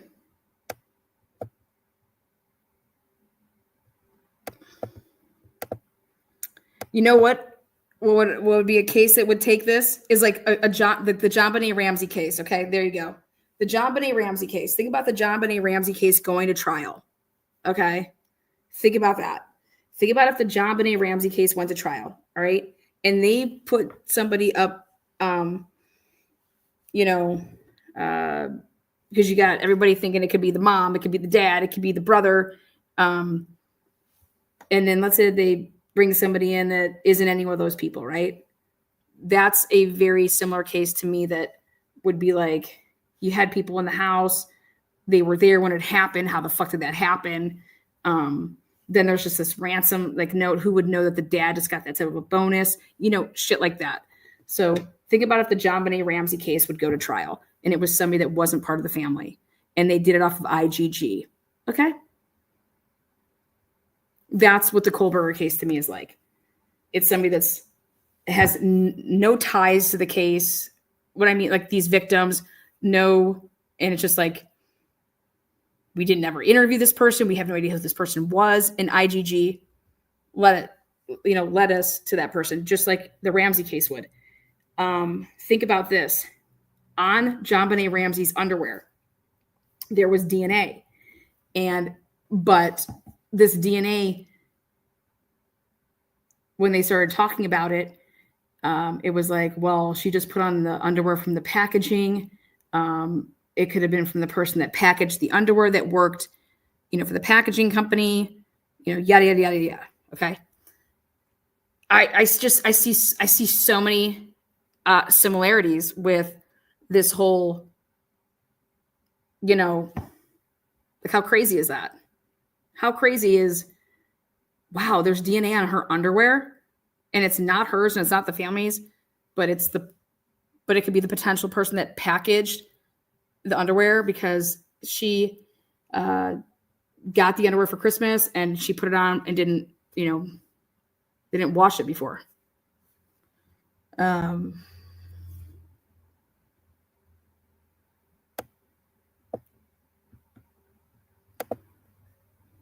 Trying to think of another case.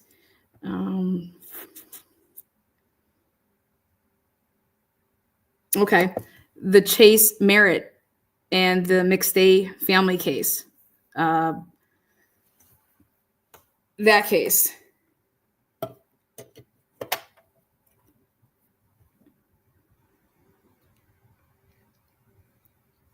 Oh, there's Detective Mowery says, coming out to my dad was less confusing than this case. Oh, shit. Oh, there you go.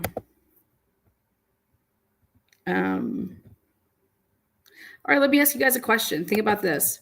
In the Murdaugh murder case with a homie, Alex, okay, think about this. Without the Snapchat video, right? Does he get convicted?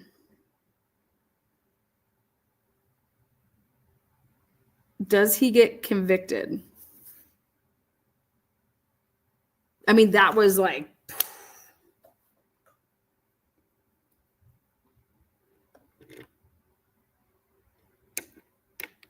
what do you think? Yes, because of the vehicle logs. Let's see. Yes, nope. I do not believe they had enough evidence against him. But Lana, you weren't alive for OJ. Oh, fuck, I was alive for OJ. I was like 9. I don't know. I watched it with my aunt the whole summer. It was like, that's when I should have known that just go into hard no.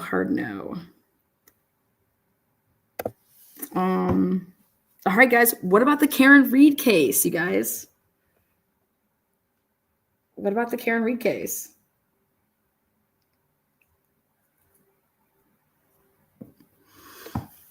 Snapchat did it for me. Snapchat was my like, ugh. You want to know what my total hang up there was, you guys? Is that they were killed with 2 different guns, right? And it was like, I questioned the time. You know, they were killed with 2 different guns. And where did these guns go in the amount of time, like, to get, you know, when the cops got out there and just like that, you know.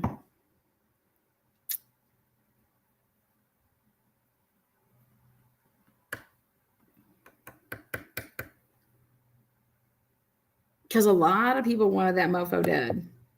Yeah.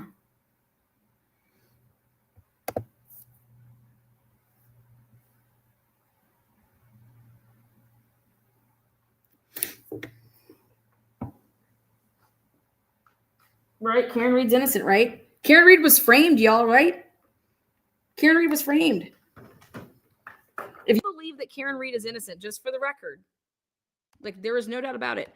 If you believe that Karen Reed is innocent, right? Which I am in that boat, okay? Then for the taillight to be on the lawn, it had to have been planted, and it was either planted by people, can either say one of 2 things here, either the police or civilians, right?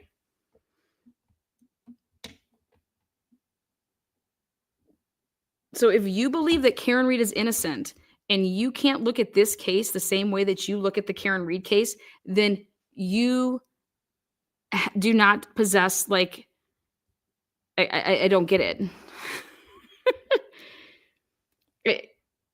I don't get it. I struggle with that. The Karen Reed case, Karen Reed actually puts herself at the fucking crime scene, the alleged crime scene, right? Brian Kober is not putting himself there. Richard Allen put himself.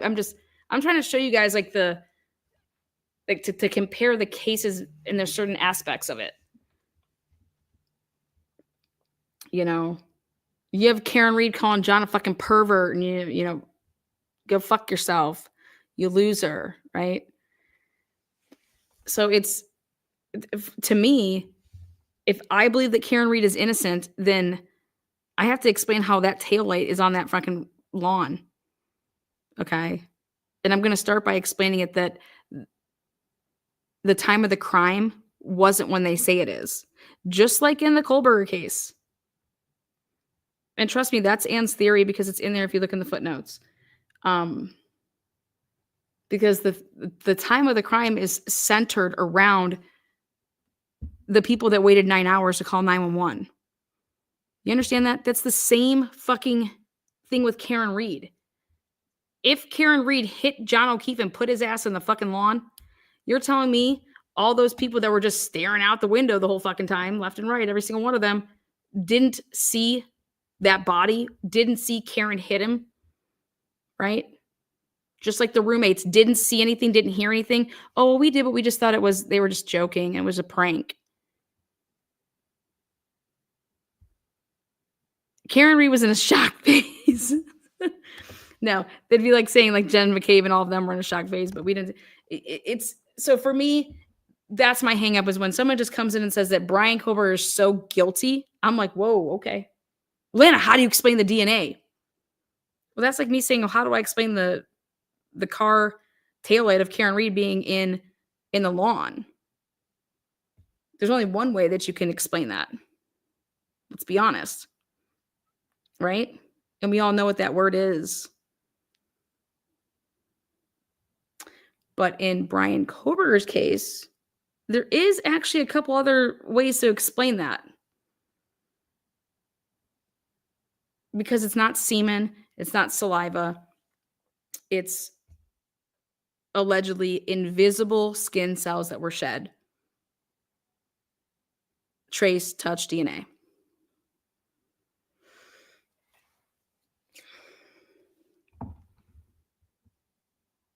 Now you got a guy here that's working with criminology. Don't know what he has and does in his classes. Don't know what he's done in the past. And the things that he would have ever touched, things like that. I don't know. Don't know if the DNA even came off the sheath. Don't know. You want me to believe in the Idaho State Police forensics team that went there to process the scene? You got to be fucking kidding me. Never. I've seen their work. It's bad. It's so bad. Like, they didn't even measure the stool in the Drake case. They didn't take the stool. They didn't take they suck. They're fucking horrible. They didn't even take the damn window that was shot out. Are you out of your mind? I mean, they're bad, you guys. They're bad, bad, bad, bad, bad. Note to self, don't get killed in Idaho.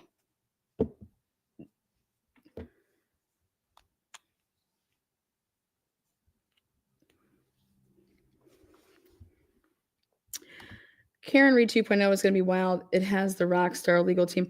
Yeah, and you know what scares me, though, for Karen Reed is that I would never want to be in Karen Reed's position because I wouldn't want to go up against a corrupt system.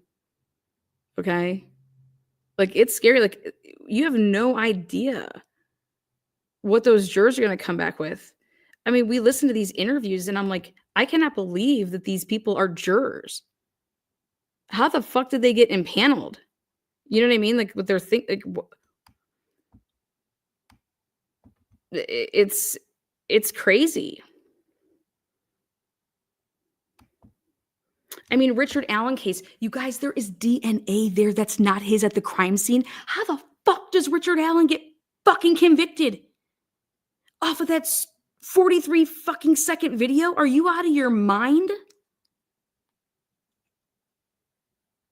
That video looks like it could be all of our dads who live in Indiana. I'm just so sick and tired of us, we the people. We have the final say. We're the last layer of defense against corruption because we are the jury. And here we are fucking it all up. And that's why I want us to push and maybe while Trump is in office is when we should push it. But we need to change the way that the jury comes back to say guilty, not guilty. We need another way to say not guilty. And it should just be that you can either find the person, not guilty, guilty, or you could say reasonable doubt, which equates to obviously a not guilty. But it may resonate more with the human psyche because they have a problem with, hey, listen, you didn't prove your case. I think she's guilty, but I can't convict her off of this. That's what needs to change because it's like guilty, not guilty. People aren't understanding that, hey, the state has to prove this. That's it's on them. And I saw it. I saw it when Rosie was asking those jurors the question. And that's when I realized that, wow, these people don't even know what that means, the burden. Like, I don't have to get up out of my chair and defend my client at all. They go and they put on their case. They have to prove before I even say a word to do anything. At that point, they have to prove beyond a reasonable doubt. While I get to do cross-examination of all the shit that they're going to go ahead and do during their case, they have to prove beyond a reasonable doubt that my client is guilty of murder. I don't have to prove anything.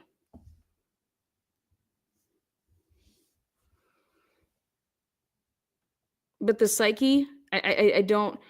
When Rosie asked those jurors, they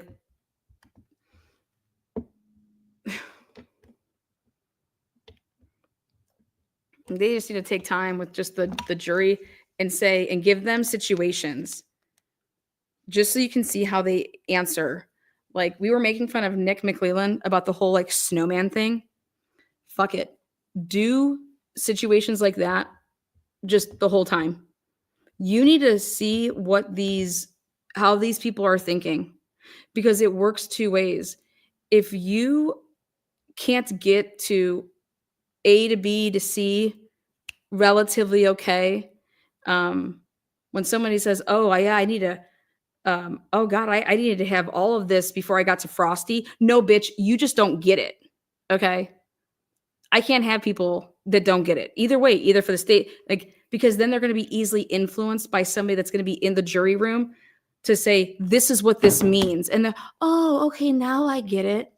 And they are just copying off of the wrong paper from the student that fucked it all up anyways.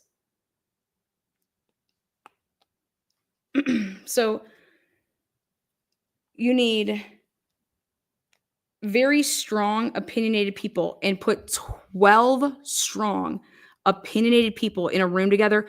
They will never agree. Put 12 egos in that room.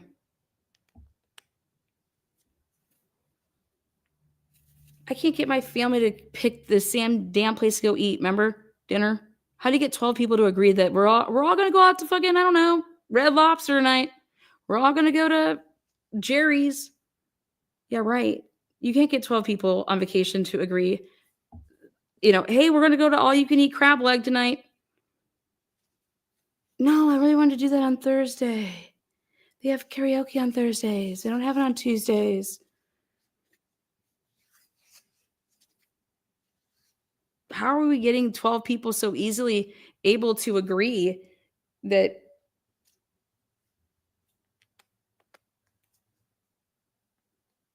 people are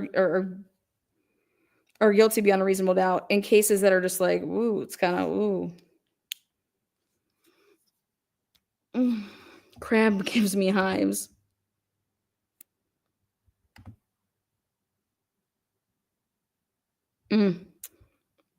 I don't need people that think against the system. I just need people that are just, I don't want anybody that's a listener. Fuck listeners.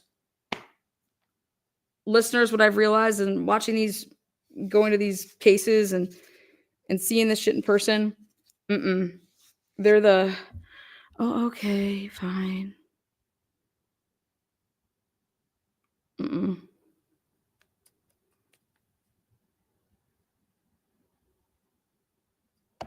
Remember when Karen Reed said,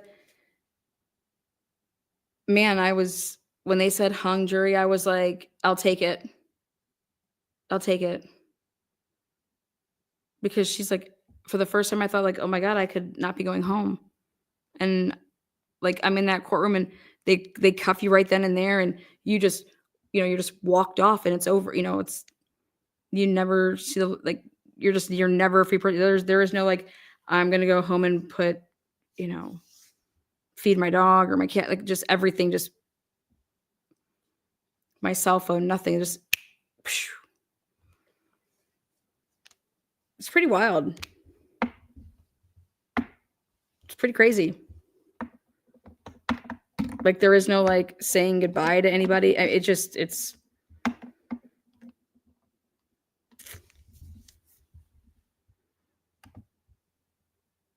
so. Kayla, he says, you want gosh darn Americans. I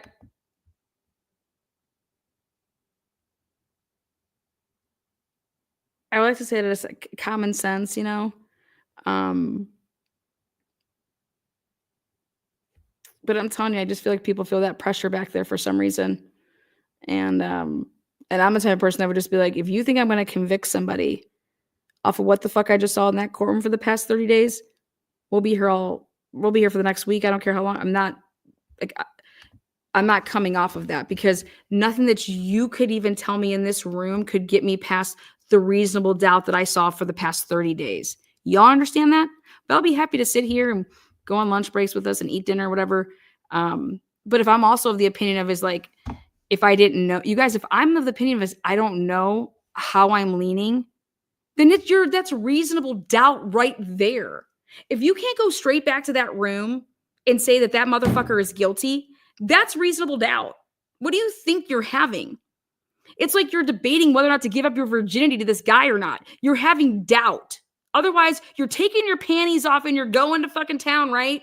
Like there's just no fucking, like you're not even thinking about it. You're not thinking twice. Like, yeah.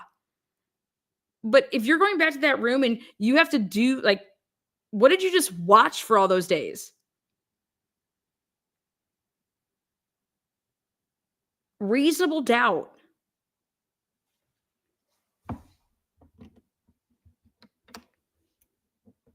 it kind of blows me away. So yeah, guys, I mean, I don't know. I don't know how I can, how I could convict him or how I could convict her. Like, or I'm really leaning towards convicting this person. I mean, God, her blood was all there. She's, she woke up with blood all over her. She's,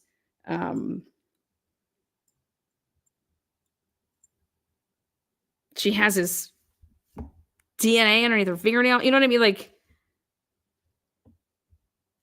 and then you got the Karen Reed case. Guys, nobody saw this dude on the lawn. Do you guys see how small that lawn was? Like, and then we have these crash daddies that are saying that are fucking, there's no way that car caused those damages. The car would look different. I mean, these are experts. I don't know if the fucking dude got bit by a dog. I don't know. I'm not here to tell you how the guy died. I'm just over here saying that, wow, what the hell happened that night? Wow, this is a really fucked up town, man. Yeah. Think about this shit. It's just crazy. Jurors are slow.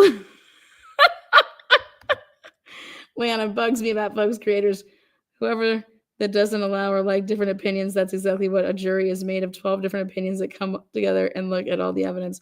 Yeah. Yeah, it's going to be, these motion of limines are going to be really, really interesting in the Karen Reed case and in the Kohlberger case. And think about this. The Kohlberger case is doing the motion of limines almost like 6 months before the trial, which I think is appropriate. Because think about Karen Reed's case. You have 2 weeks before you would start in knowing what you can and can't like use. Don't you think that would have severe effects on your defense strategy or your prosecution strategy? So I'm of the opinion that, yeah, Judge Hippler putting this type of a case management order together, that's exactly how it should be. I don't know if maybe it's this way because it's a death penalty case. You get, this more time to prepare once like, okay, here's everything set in stone. And now you have this time, these 5 months, you're putting your case together to go to trial. But to think that Karen Reed or even the prosecution for the Karen Reed case is going to find out 2 weeks before their trial kicks off what's in and what's out. That's just, these are people's lives. Like Karen Reed's life, John O'Keefe's life.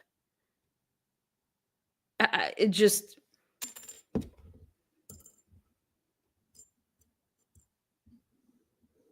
don't waive your right to a speedy trial, man.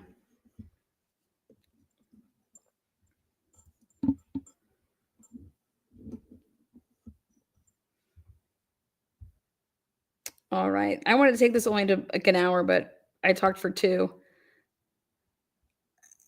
So, Auntie, the dispatcher was doing her job perfectly fine. DM called because she was told not to call until noon. She just wanted to say what happened at 4. Yeah. I mean, everybody can have their opinions about the 911 call, but my opinion will never change. And until I see that the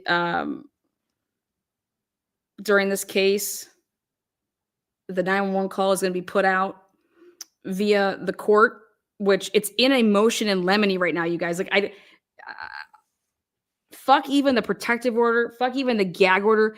This 911 call is the subject of a suppression hearing. That's what a motion limine is. It's like a suppression hearing to be argued in a couple weeks. And somebody said, guess what? I'm going to do whatever the fuck I want to do. Facts. And guess what? People were too fucking pussy to put it the fuck out there. You put it out. No, you put it out. No, you put it out. No, you put it out. No, you put it out. Claps. Cheaters and pussies. No, you put it out. No, you put it out. I'll put it out. I'll put it out. You put it out. Nothing but cheaters and pussies. Woo! Sign me up for them fucking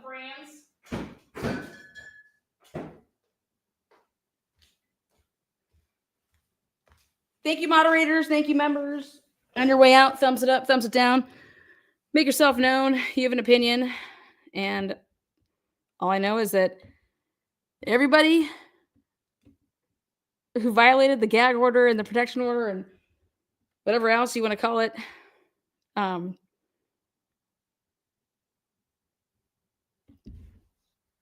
of the problem, not part of the solution. So I'm not your whipping post. You're whipping. Oh, Mrs. Romaine, you're not my whipping post. We love you. We appreciate you. Thank you for your super sticker and super chat. B, in a world of clickbait and doing anything for likes, thank you for showing morals and such character, Lana. Yep. Thank my parents. Thank you. Good